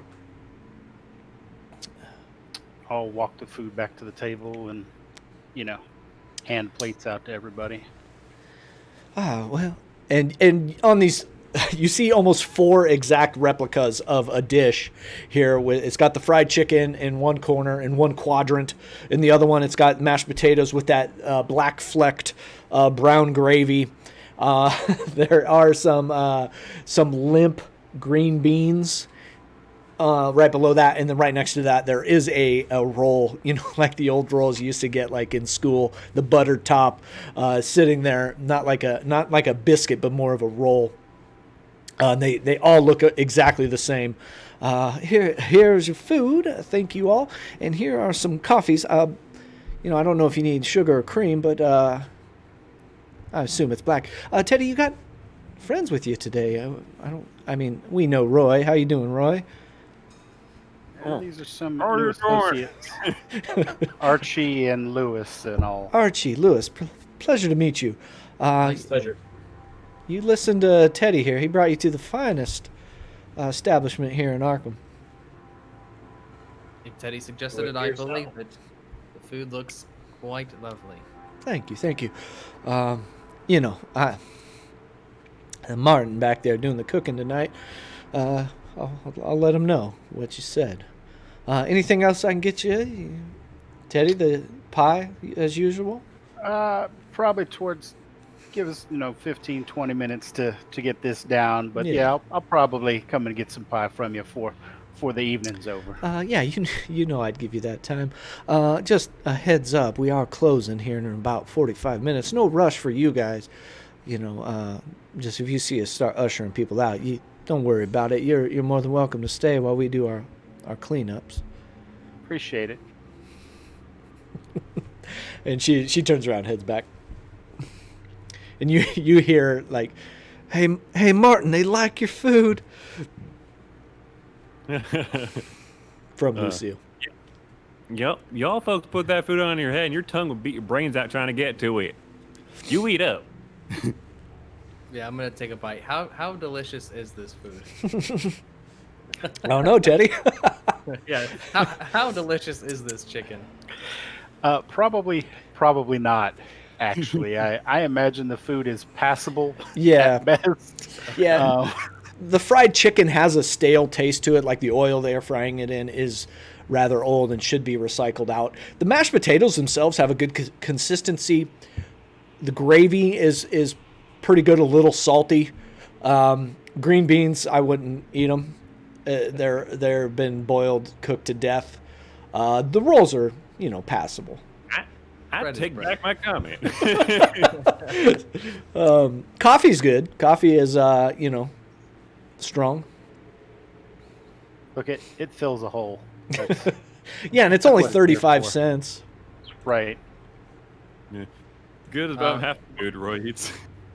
Well, I'm gonna dig in, eat what I can, and then as I'm eating, The pie's much better. okay, I'm very excited for the pie. So Teddy, where do we go from here? I know we can go back and see the professor tomorrow, Mr. Professor Rice. But outside of that, do you have any connections? Anyone we could talk to? I do have a friend somewhere in town that I could probably get in contact with later, but I don't know if he'd be exactly helpful to us at the moment. Who's your friend? My friend is he works at the Arkham Gazette, the paper you had earlier.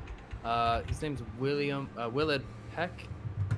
I believe he's a journalist there. I got in touch with him before I made the trip over, so he might know some people around town if we need to get in contact with anyone.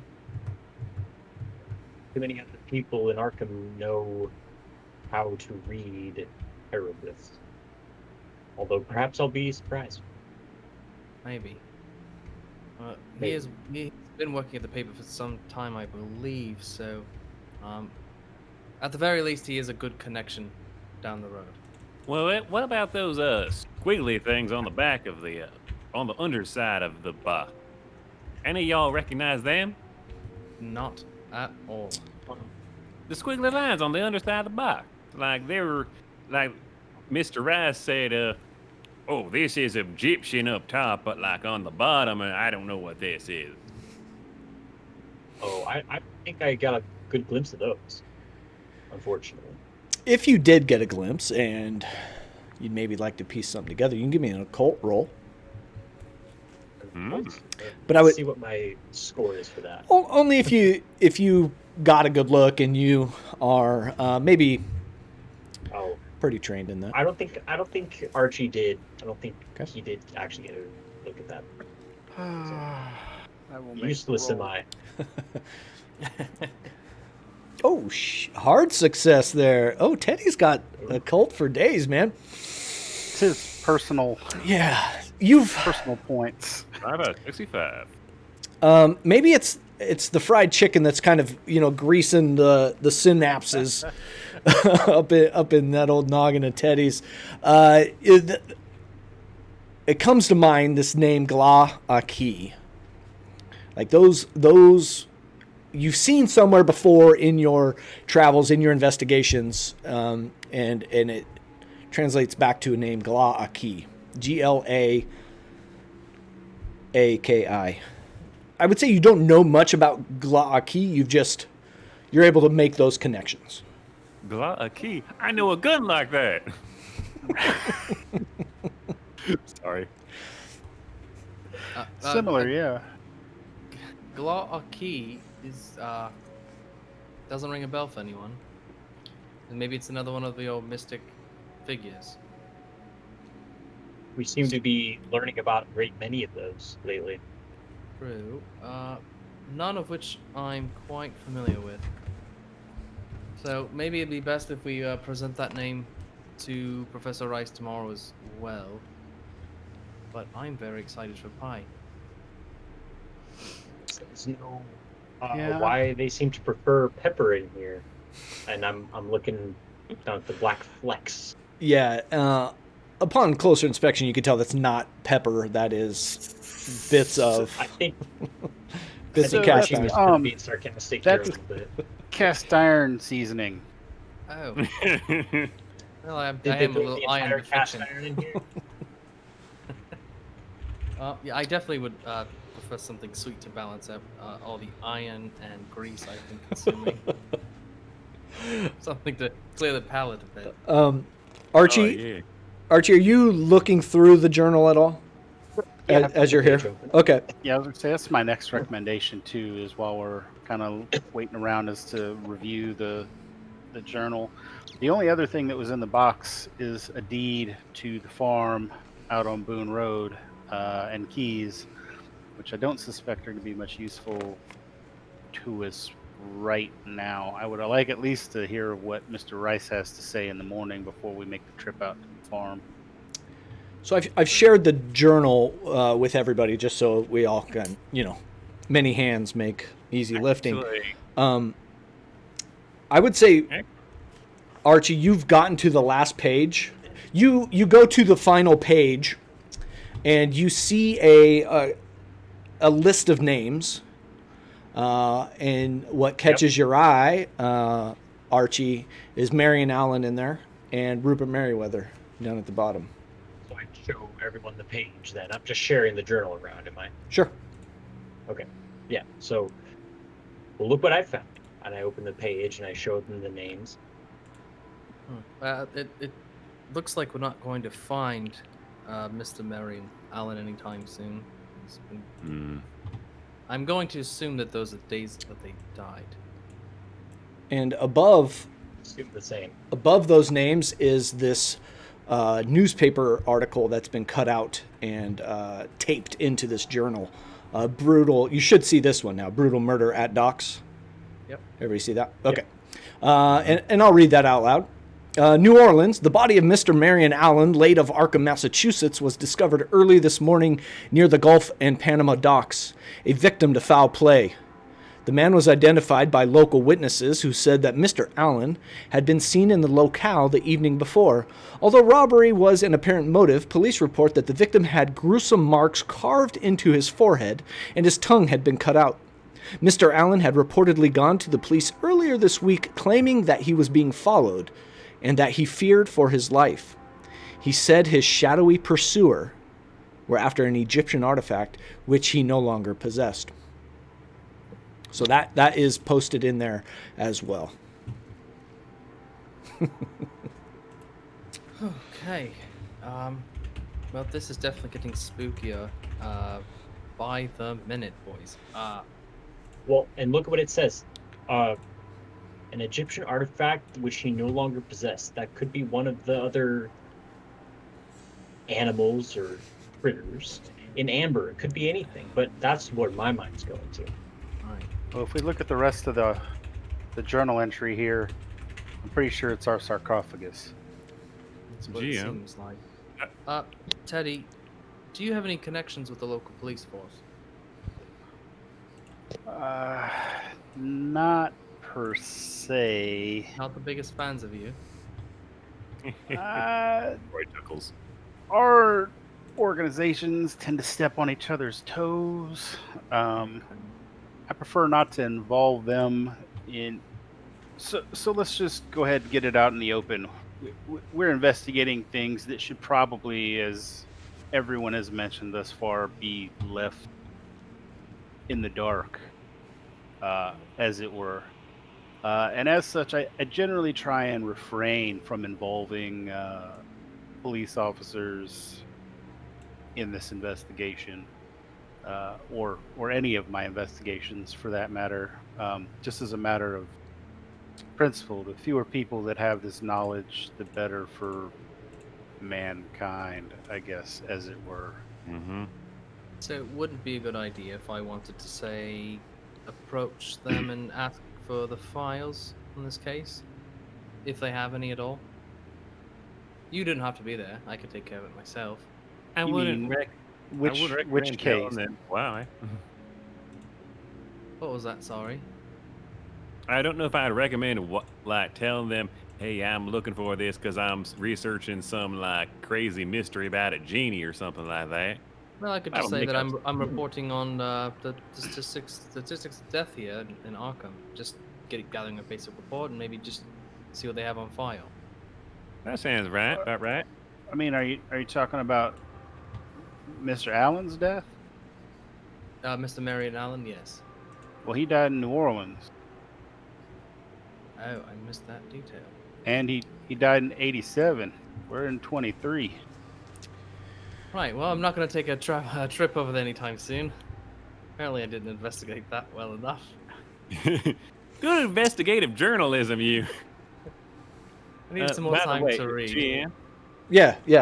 Roy, go ahead. Roy being a bodyguard, he's always got a bit of an eye out for trouble.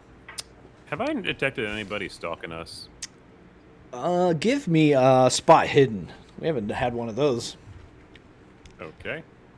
Fun fact, by the way, trying to read with an eye patch on is actually harder. Oh shoot. Roy was not joking. I used to play a character with an eye patch for a long time, and yeah, it's 40. rough getting used to. 48 out of 40. There is a D10 left to claim. You'd have to roll pretty high. Could we say the stipulation of failing a push roll is not only do I not fail if there is somebody like chasing us, then not only do I not fail to like see them, but I give away that I'm looking for them. Maybe, or you lose your other eye. Okay, that's a little. I'm kidding. I will say this. Most push roll consequences are on the fly, so it's going to be, it depends on where we're at. So I thought it was like based upon like how you're pushing the roll, like Roy like looking more actively, so that's more obvious. Yeah, that. I think that would be a perfect outcome if you failed a push roll. Okay. But go ahead. I mean, you can spend luck, you can use the D10, or you can push that. That is a push roll of a 24 out of 40. There you go, push roll. You take a second in between bites to kind of, look over your shoulder a little bit more. Outside of the normal people here in Aunt Lucy's, you do catch Bertrand Merriweather drove by one time.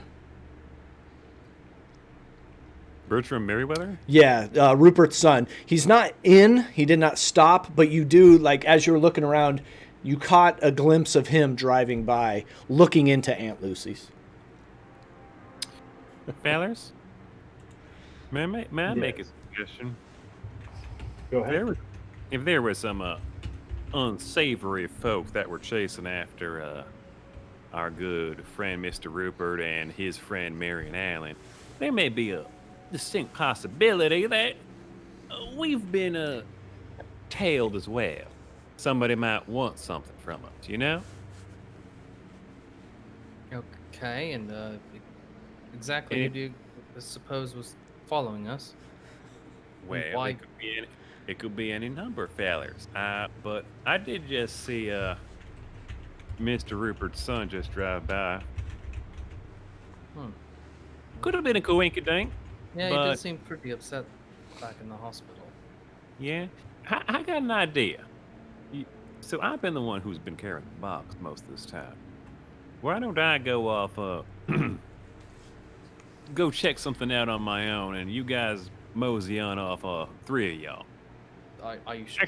Never mind. If he got a gun, he might just shoot me. Yeah.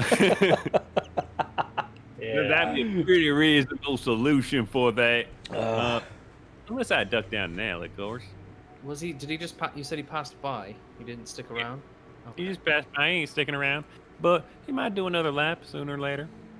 All right. Well, it might be a good idea for us at one point to go talk to the rest of the Merryweathers. They might be open to talking to us about what happened. After they have some time, of course. What I picked up from Rupert is they don't understand any of this and probably know very little about it. Now, not to say that we can't garner some information from them, but I think we need to be very much on our toes in regards to what we say to them.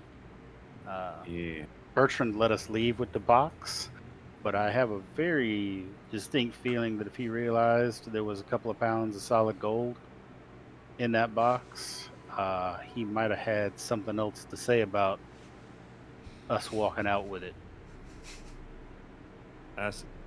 I think it might be he might have more than just a monetary interest in it. Okay. Well, maybe. Gotta keep in mind this is the son of Rupert. Not only that, I do believe that his interest might be of the occult nature. And I'm here flipping through the entries myself, Okay. and I'm looking at the very last one. Yeah.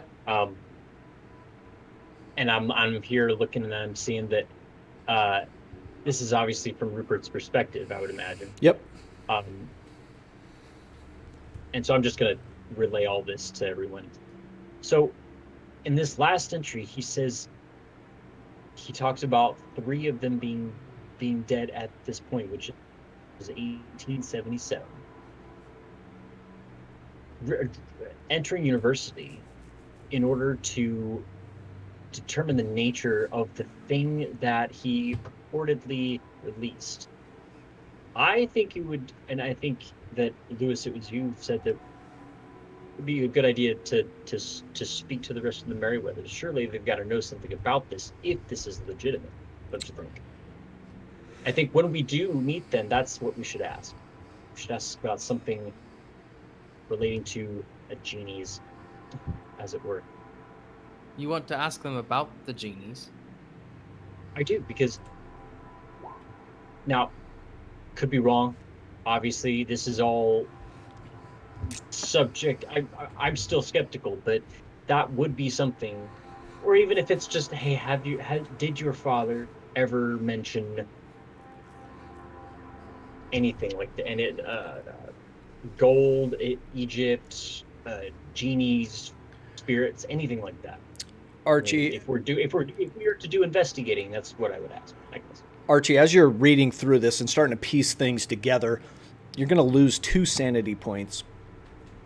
Some of these things that are just coming in and really like shaking your foundations of what you know as real and what is you've seen in front of you, and things that are, these things are not spoken of very often, and it's really rattling you a little bit. So you lose 2 sanity points there, but you get to add 1 point to your Cthulhu Mythos skill. So if in your character sheet, if you hit the edit, you get to add 1 percentile point to your Cthulhu Mythos skill as you've read through this. Sweet. Roy, Teddy, do you think it'd be wise if we maybe, when we retire to our rooms, when I head back to the hotel, maybe we decide who takes the sarcophagus, and when we split up that way, maybe it would lessen the chance that the Weasley Merryweather boy wouldn't find us, or find it in particular. I mean, we left the sarcophagus with Professor Rice. Right, well, we have it again. Well, Because actually, now that you say that, he might be in some danger. Yeah, I was thinking about that. He's been tailing us. We don't know how long he has been. So, but how would the Merryweather boy know that we had spoken with the professor? Well, if he possibly followed us here, what's to say he didn't follow us on campus? Mm-hmm. Well, GM, since I've been kind of paying attention, this is the first time I've noticed him. We've been stalked, right? Yeah. This would be the first time you actively saw him, and you haven't seen anything since.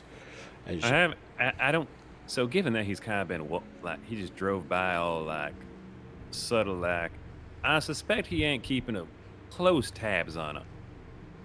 I suspect it's more of a cursory look. So if we want to so he probably don't know that I don't got the box no more. Besides the sarcophagus, go ahead, Roy. Sorry.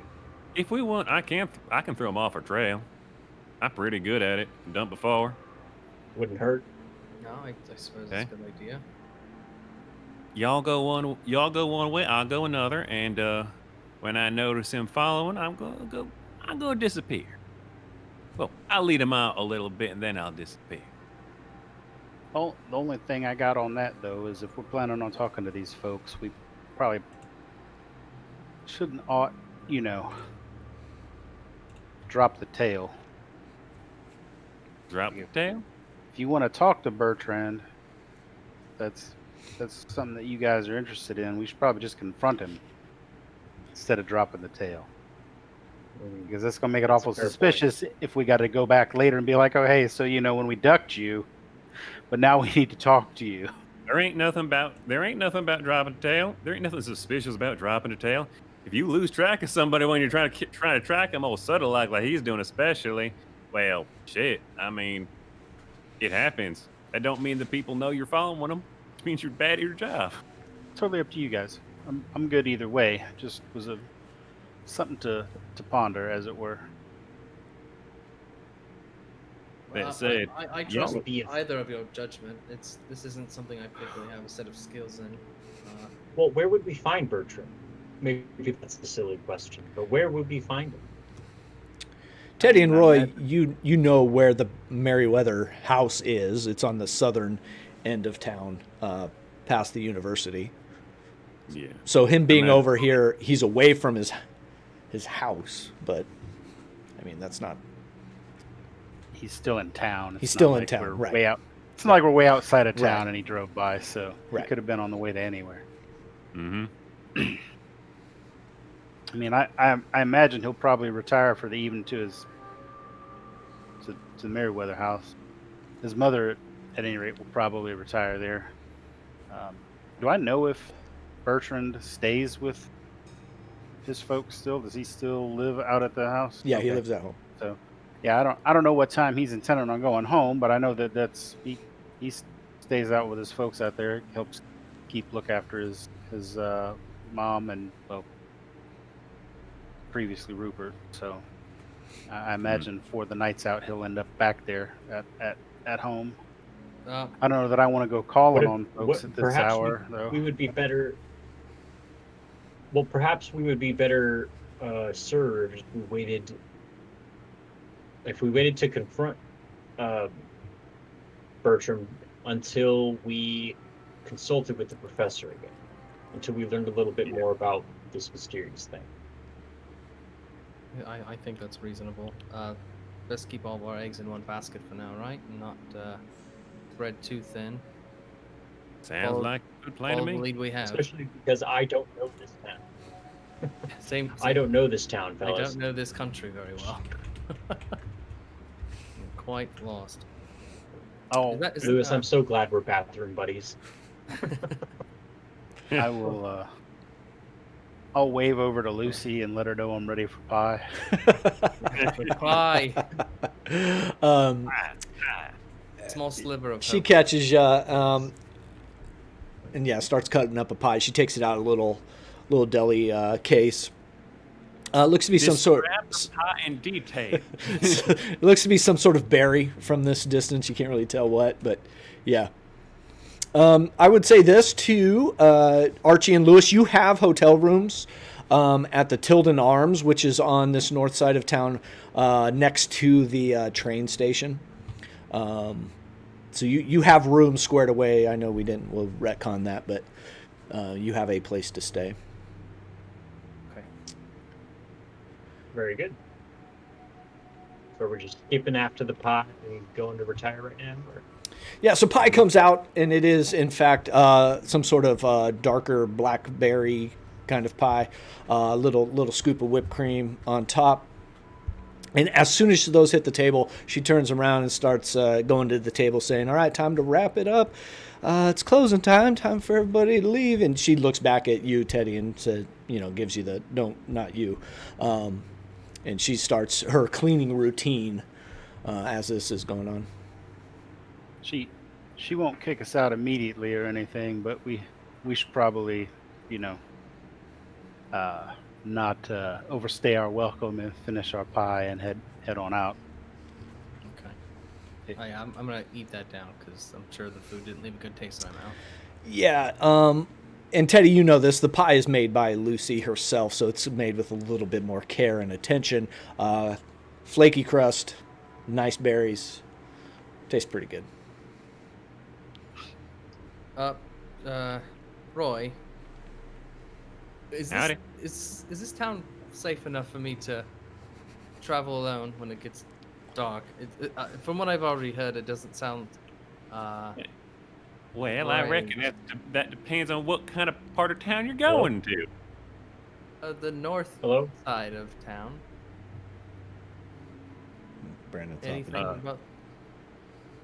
Oh, Archie throws, I think. Yeah, we lost Archie. We'll keep going. Hello. Somewhere on the north side of town. I believe it's called the Tilden Arms. You know anything about that area? Does Roy know anything about the area? I imagine he knows where the seedy parts of town Yeah, are. it's by the train station, so you're going to get a lot of travelers coming in, but it's also you get a lot of the panhandlers and a lot of Transients. in 1920s terms, hobos coming in and out off riding the trains. So it's not the best place, but it's not the worst. Yeah, I mean, it could be worse. You know that the Tilden Arms it's kind of up there in costs. There's definitely worse hotels that you could. It's not the Borden Arms, which is the cheapest hotel. This is kind of mid-range, decent room and bath, and it's next to the train station. So, business travelers usually take this one. Okay. Yeah, it's a little bit. It's a bit on a part of town, but the place is good. I mean, once you get into the hotel, you should be safe, and I don't think there's anyone going to bust down your door. But And it's I mean, actually like a block south of Lucy's. no, it's only a block south from here. Perfect. Okay. Well, I suppose when I'm done here, I'll just take a stroll over to the hotel. Y'all get. But that said, you all better keep up a buddy system. Okay. Archie, would you mind taking a friendly Be honored. walk back to the hotel? Okay.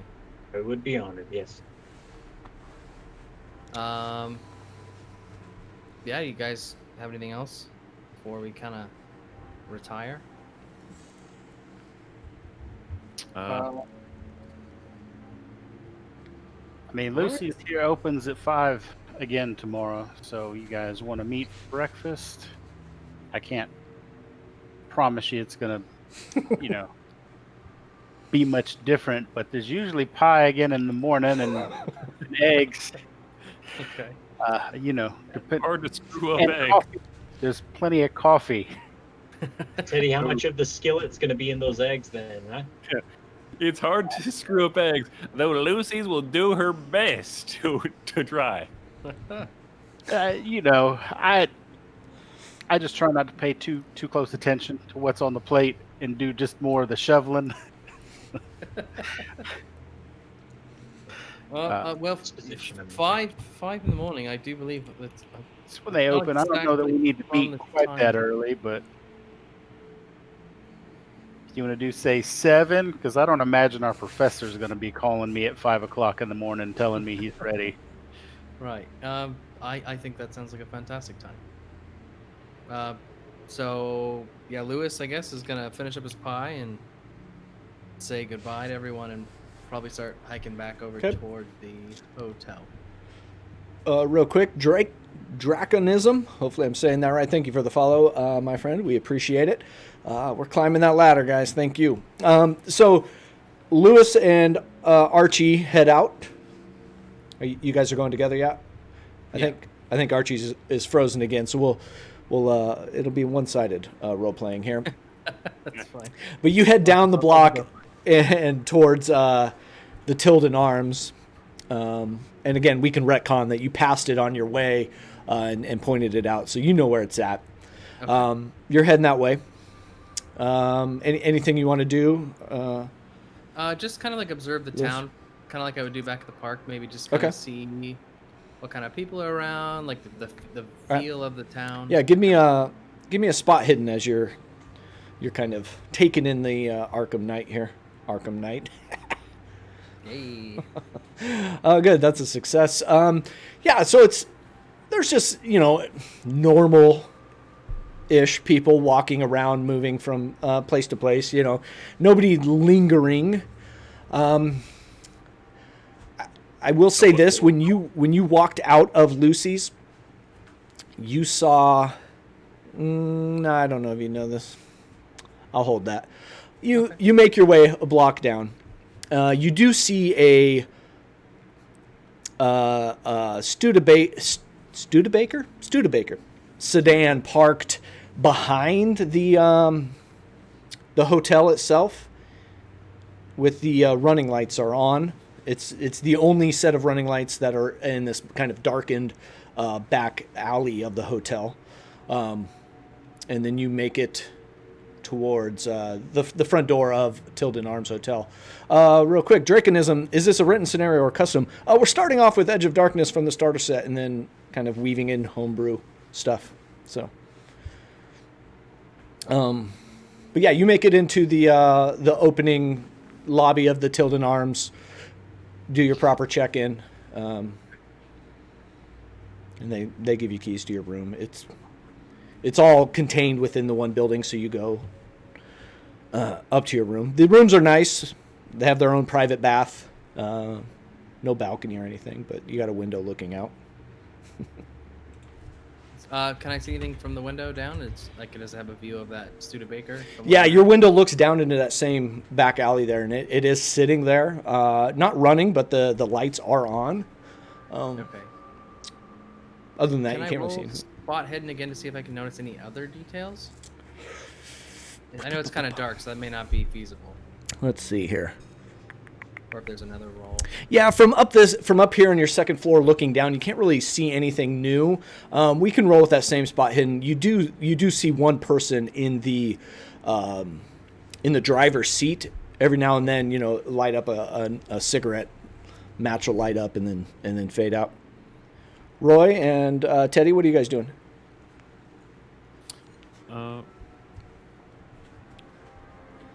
We probably, I guess, took the car here.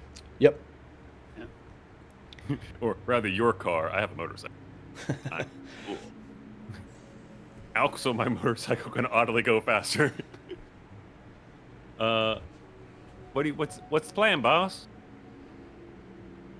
We going for a drink or we going home? I think we're going for a drink. You want to cut through some some suspicious dark alleys? That would be particularly good if someone wanted to jump us.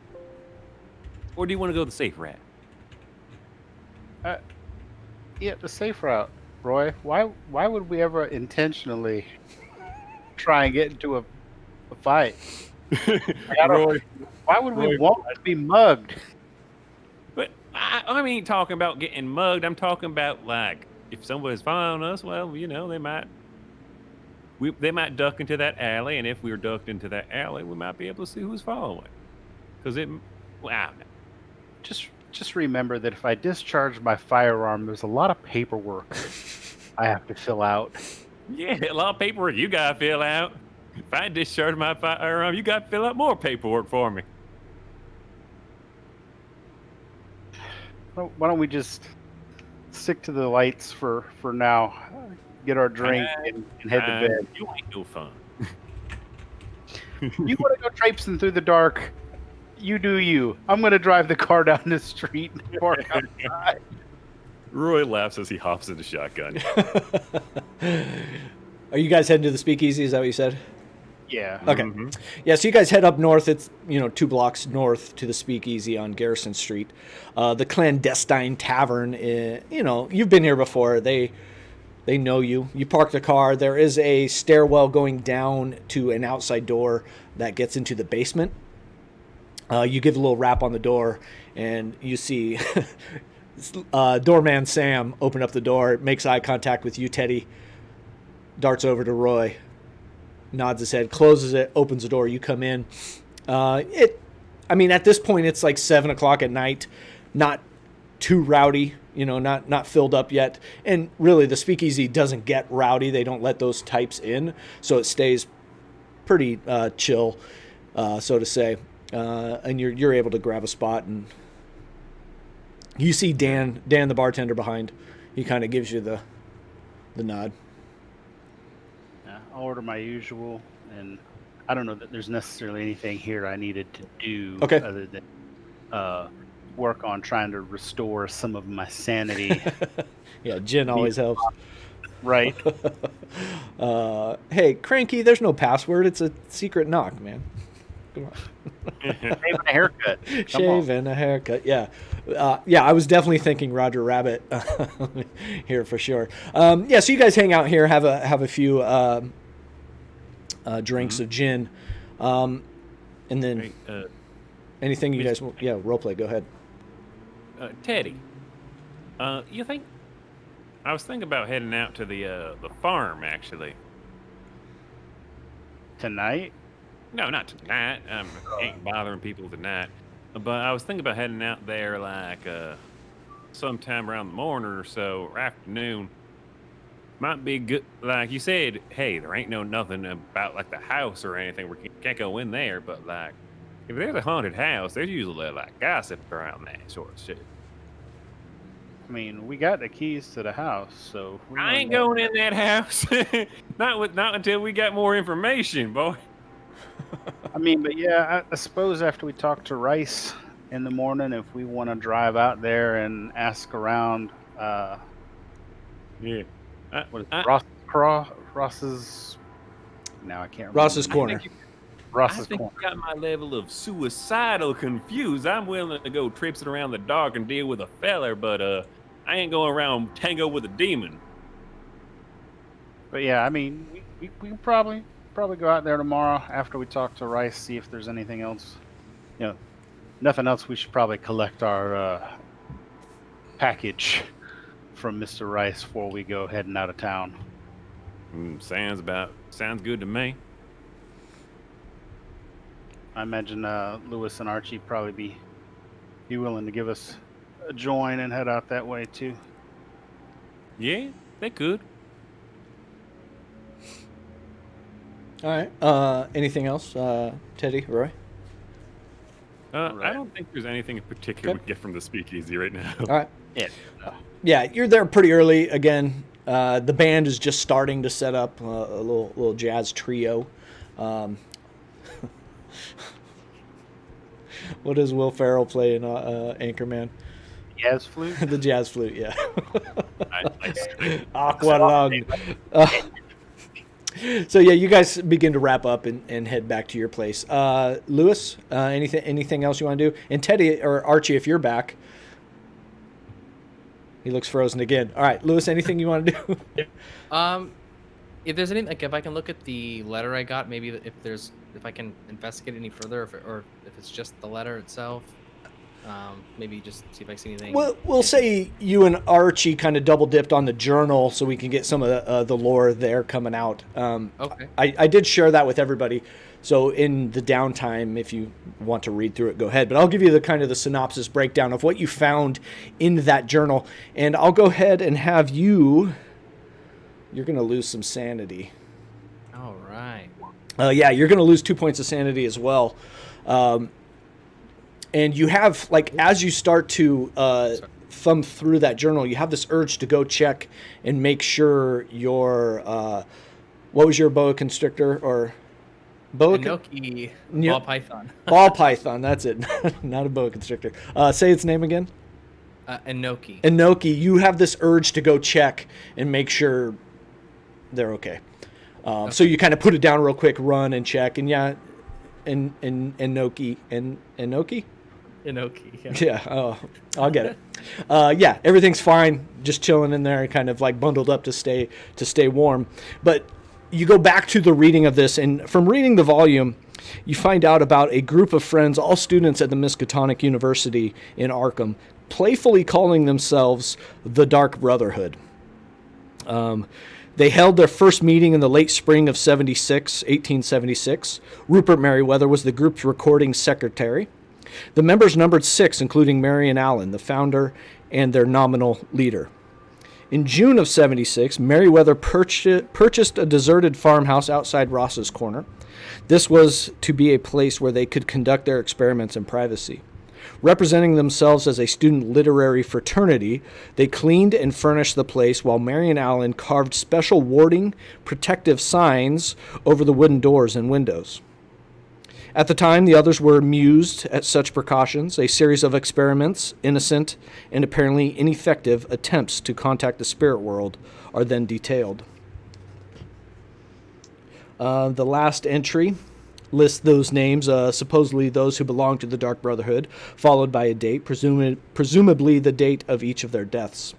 The dates have been written in various inks, but all by the same hand, suggesting that Merriweather made an account of the deaths of his companions over several years. So you're kind of getting a bigger picture here. They were using the information that was found in that book, De Vermis Mysteries, to try to summon some sort of creature, some sort of genie. And according to Rupert Merriweather on his deathbed, something bad did happen. But there is a name for their group, the Dark Brotherhood, and they were in fact all students at Miskatonic. So you come up with that, rightfully so. I think with that and me losing some sanity, I'm probably gonna just take a Okay. restless night of sleep. Okay. Archie, you back with us? Can you guys hear me? Okay? Yeah, all right, buddy. Anything you want to do here before you go take the deep sleep? No, I don't think so. Okay. Yeah, so you guys in your room, you take a nap. And this isn't D&D, so we don't need anybody on watch, do we? Heck no. Yeah. Not yet, at any rate. Yeah. Roy and Teddy, you guys make it to your house. House. I House. have a closet. Yeah. And take your naps. Morning comes. I would say we'll start at 5 o'clock in the morning, and then anybody want to do anything, we'll move from there. Get Guess up and cat. It reluctantly kind of like gives you the two pity nudges, and then immediately like goes away. I think I'll take my motorcycle today. Okay. Now, are you guys all heading back to Aunt Lucy's? Yeah. I don't have anything pertinent Okay. to do prior to right. meeting there. Are you getting there right at 5, or are we sleeping in? 7. Okay. I think. Okay. All right. I'm up at 5 because that's what Yeah. time I get up. All right. But Perfect. Yeah, 7 o'clock rolls around. No phone call from Professor Rice, but 7 o'clock rolls around. You all leave and converge back at Aunt Lucy's. Yeah, you all show up. Same Aunt Lucy's there. We got the same cook in the back. I'd say I'd probably look a little disheveled because I think, although jets aren't a thing, I have a bit of jet lag from Sure. up in the pond. Time change either way. Yeah. So I found out some stuff from that journal, kind of from yesterday. I suppose I should have shared this, but do either of you two know about the Dark Brotherhood? Has it ever popped up in your line of work? Slow blink. I don't think so. yeah, They were such a small group of 6, Okay. and in a neighboring town that Roy and Archie or Teddy, excuse me, you wouldn't, they wouldn't have crossed your paths. Okay. And it was so long ago, I don't think you guys were really around. Well, it seems that Rupert and Marion were both a part of this group called the Dark Brotherhood. And what I gleaned from the book is that the journal is that they all were working together, and the entries at the end did indicate their deaths. So it doesn't seem like any of them are still alive. I mean, that would kind of mesh up with what Rupert was saying there yesterday. Right. He thought he was the last one. Yeah, and you Even though remember it would seem. on his deathbed, he's like, with my death, those whatever they have contained is now going to be released. Karlowski, thanks for the follow. We appreciate it.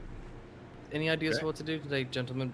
Did you receive a phone call from Mr. Rice? I haven't heard from him yet. Figure we can finish up breakfast and just head over to the university. Stop in on him a little early. See where things are standing at.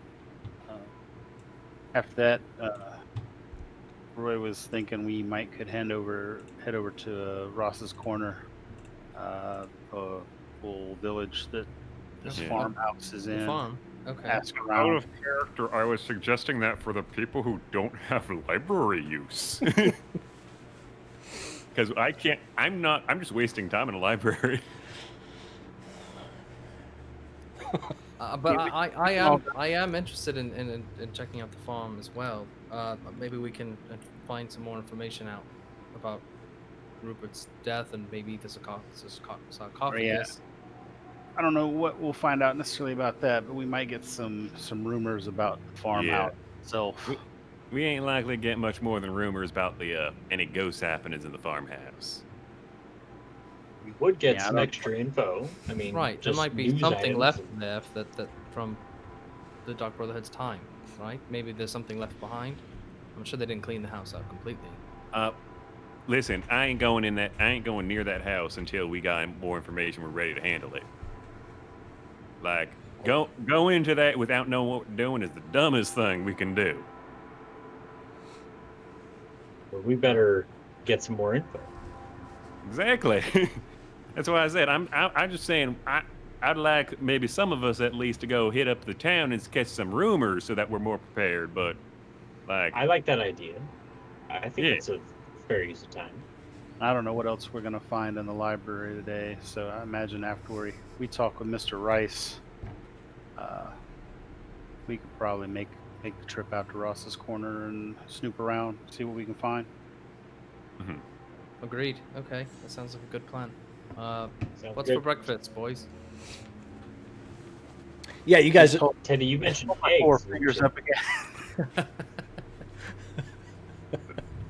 Yeah, you guys come in and Lizzie sees your four. She brings out breakfast seems to be a little better than the dinner menu. It's got some nice pieces of crispy bacon, a perfectly folded omelet, a little side of fruit. What's the fruit? You know, damn you, Brandon. What's the little cantaloupe, little honeydew, a strawberry, and then some grapes that have been halved. in Call of And they're Cthulhu, the colors they should be, right? Yeah, everything looks bright and vibrant. What kind of fruit? I love it. It's tentacle fruit. Eat it or don't. No. And Lucy does say, back awfully early. Putting in, did you guys even get sleep? A little bit. So what are you guys doing today? Are you showing these two gentlemen around town? Yeah, we got a couple errands. Gonna head back by the university. These are collegiate types here. Oh, big brains, huh? All right. Well, have fun. I can't say I've ever stepped a foot on that university, but The library is well. open to everyone now, Lucy. You know you can go check out a book anytime you want. are they going to teach me how to make a better pie than what you had last night? Probably not now. Yeah, so see? Well, some of them might. don't need no books. I believe they come to me for the pie. But yeah, well, have fun and enjoy. I mean, Miskatonic University is quite a staple here, quite well known. Have fun. Don't go poking around any corners you shouldn't, but have fun. actually, I just Corners with saw- those be, Miss Lucy. The dark ones. No, but the dark one's got the most fun in it. Well, for you and not for me. I'll stay in the kitchen, I think. Anyway, have fun, and she turns around, heads back to the into the kitchen. By the way, I did think of one other thing we could probably do. So we should probably go talk to the family too today. Shit. There's one.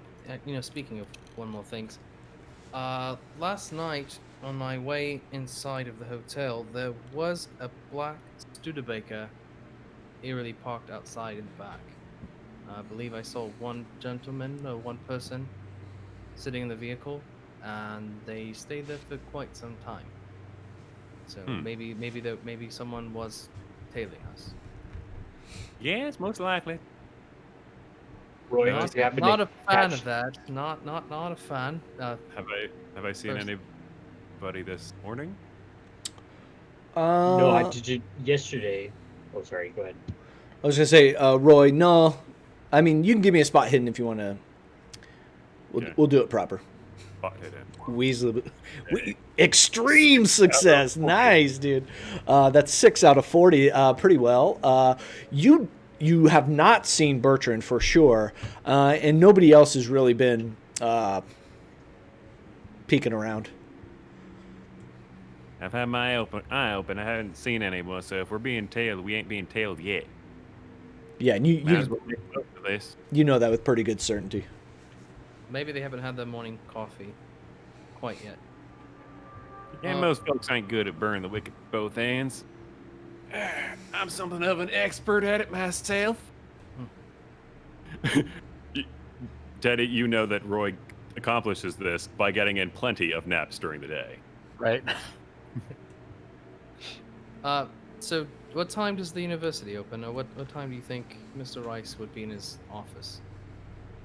He hasn't called us yet. I know we're gonna kind of just stop in on him.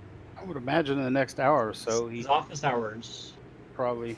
were like noon or something, wasn't he? Yeah, but he said he'd He call said us morning. in the morning. I get the feeling he probably didn't leave last night. Okay. He had that squirrely look about him, like he was going to spend all night researching this out of his own personal interest. We might actually find him asleep at his desk in there when we stop in. Yeah, I'd say let's eat some good breakfast and then make our way to the university. Objections? Okay. Sounds good to me. None? Yeah, I'm gonna eat some breakfast, and like 'Kay. Teddy, I guess we'll go in your car. Did you drive here? I did. Okay. Yeah. Hop back in the old.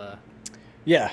You guys eat and finish up and head back to the Miskatonic University. You head straight for the same outbuilding that Professor Warren Rice, his office was in. You go up and check the doors. It is locked. It's a little early, I think. I'll rap pretty Okay. loudly just in case. Let's see, what kind of check could we have you do here? Luck? Yeah, give me a luck roll. That's a good one. Lucky for y'all, Teddy is extremely lucky. He's lucky son of a bitch. Yeah, 68 out of 80. Yeah, you kind of rap enough times, and enough time passes that you see a disheveled Professor Warren Rice kind of like peek his head out, and almost like comically peeking around the corner. You see him pop out, and then he recognizes you, and he runs down and he opens the door. Oh, good. Come in. Quick. Come on. And he's like, I do so. Yeah. I move on in. I'm inside. yeah. And he closes the door, locks it behind. Okay. Yeah, up to my office. Quick. I hurry up to his office. Yeah, so he's taking 2 steps at a time up the stairs. So somebody came by last night while I was here by myself. I didn't even go home. But somebody came by and was pounding on the door pretty hard. Kind of I'm not one to be rude, but he weaselly looking young man. I didn't open it. He left after a while, but anyways, you're probably enough of that. You're probably here for the Sarcophagus? the translations, right? Yeah. Oh, sorry. And he's kind of like rubbing sleep out of his eye. You know, his tie's like 3/4 of the way undone, shirt's untucked. You can tell he stayed in his office last night. All right. Whew, this thing. This is a piece, and he first picks up the sarcophagus and we'll hand it to whoever is closest or willing. So Archie hands it right to you, puts it in your hands. All right, so first, before we get to the translations, this was the possession. I traced it back to Nofru Ka. And as far as I can tell, that was a usurper of the throne in the 3rd dynasty. I know I had said 2nd, but it turns out it was 3rd dynasty, Nofru Ka. It's said to be, this box right here is a gift from the gods and contained a genie in it, or a djinn. that could be called upon. But obviously this one, it is empty. I who knows where that gin could be at this point. Records show the last person that owned it was Parkenby and Anderson, a British noble family.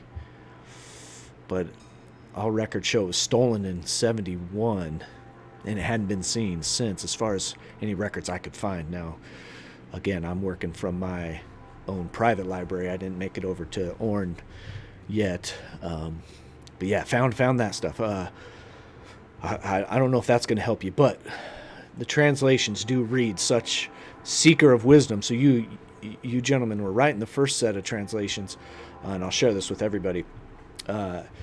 And he hands you like a scrap piece of paper with kind of some phrases crossed out and new phrases put in. So seeker of wisdom, servant son of Yoeg Setheth. And again, these are Cthulhuian terms that I'm going to butcher, but we'll try. Deliverer of the people of the water, bearer of spirits of Nar-Loth-Hotep, child of Thoth, seeker of wisdom, closes out all of these translations. I mean, this is interesting. This is a legit artifact, gentlemen. It probably should be in a museum. Probably. Incredible. I can't say. I would need more time with this to kind of look deeper into Yog and Setheth and Nar-Loth-Hotep.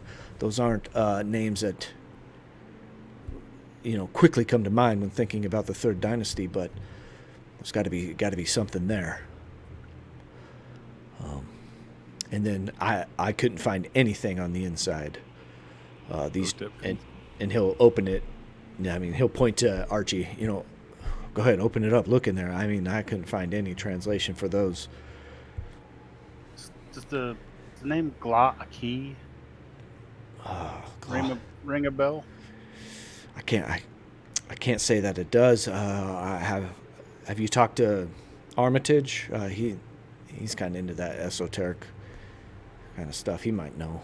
We had a bit of a conversation yesterday, but it might not hurt to talk to him again at some point. Yeah, he might know a little bit more, but no, I certainly don't. That's out of my expertise. Is there, if I look at those markings on the inside, am I able to determine what language that might be? You can give me an occult roll, but I would imagine Teddy, you brought this to the attention of the group, yeah, during dinner. Yeah. Yeah, so Teddy told you it was something to do with Gla-Aki. So you can give me an occult roll, and we'll see if you know anything about Gla-Aki. Oh, well, my occult's not that great. So, I mean, you can roll it, and that gives you the opportunity to upgrade it. Well, let's give it a shot. Yeah, 67 out of 5. Yeah, so that's a failure. So go ahead and mark that as a fail. Yeah, it's not really ringing any bells for you. There you go. Well, anything else I can do? I mean, is it a coincidence that somebody came late at night? Probably not. Has to do with this. It would probably be better that you forgot you ever saw this.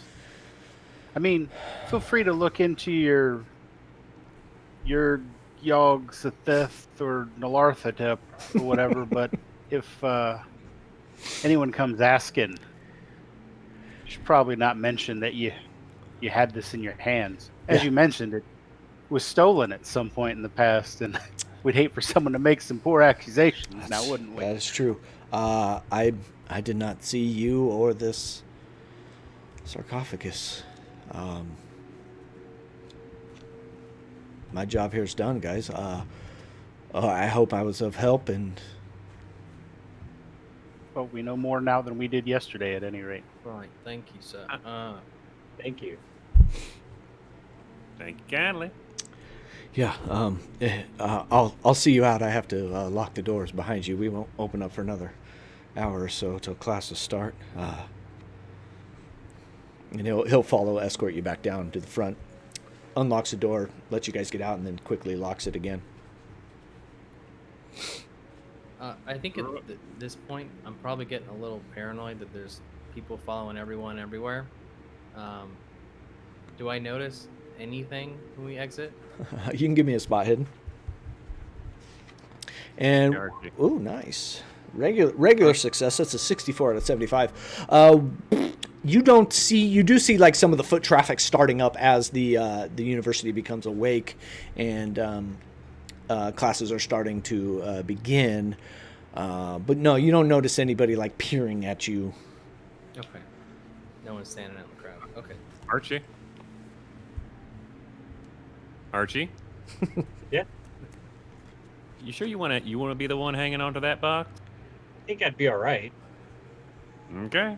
I mean, or do you think do you feel as though you are more capable hands, Roy? I might be a slight bit more capable with it. In Hey, case anybody wants to take it from it. Oh, I see. Well then, here you go. Thank you. Shoot. Lost my toothpick. Here you go. A piece of straw and Roy pulls another piece of straw out of his pocket, puts it back in his mouth. There we go. Very good. Okay. No, I take the box from him. Okay. And with that, I think we're going to pause right there. We'll give our investigators some time to think about what their next actions will be in this journey to the edge of darkness, if we want to call it that. Figuring out some pieces of the puzzle, getting it all kind of starting to come together. A lot of threads out there. We'll see where they go. For everybody in chat, thank you for hanging out with us. Thank you for redeeming those channel points, helping our investigators out. They appreciate it. And for all the follows tonight, we appreciate it. Thank you so much. You can catch us tomorrow night here for Wild Mount Beyond Amends. Things are getting rather crazy in that game. Check us out. We took a week off, so we're coming back from a break. We'll have Curse of Strahd coming back this weekend on Sunday, and then Monday we'll be back with Star Wars, and then Tuesday we're right back here for session 2 of Beneath the Umbral Veil, our Call of Cthulhu campaign. I think that's it, guys. Any parting words? No, we'll just call it there. Nope. We'll, Yeah. Thanks for joining us. we'll say goodbye and good night, and we will stop Thank you. this stream here. Thank you.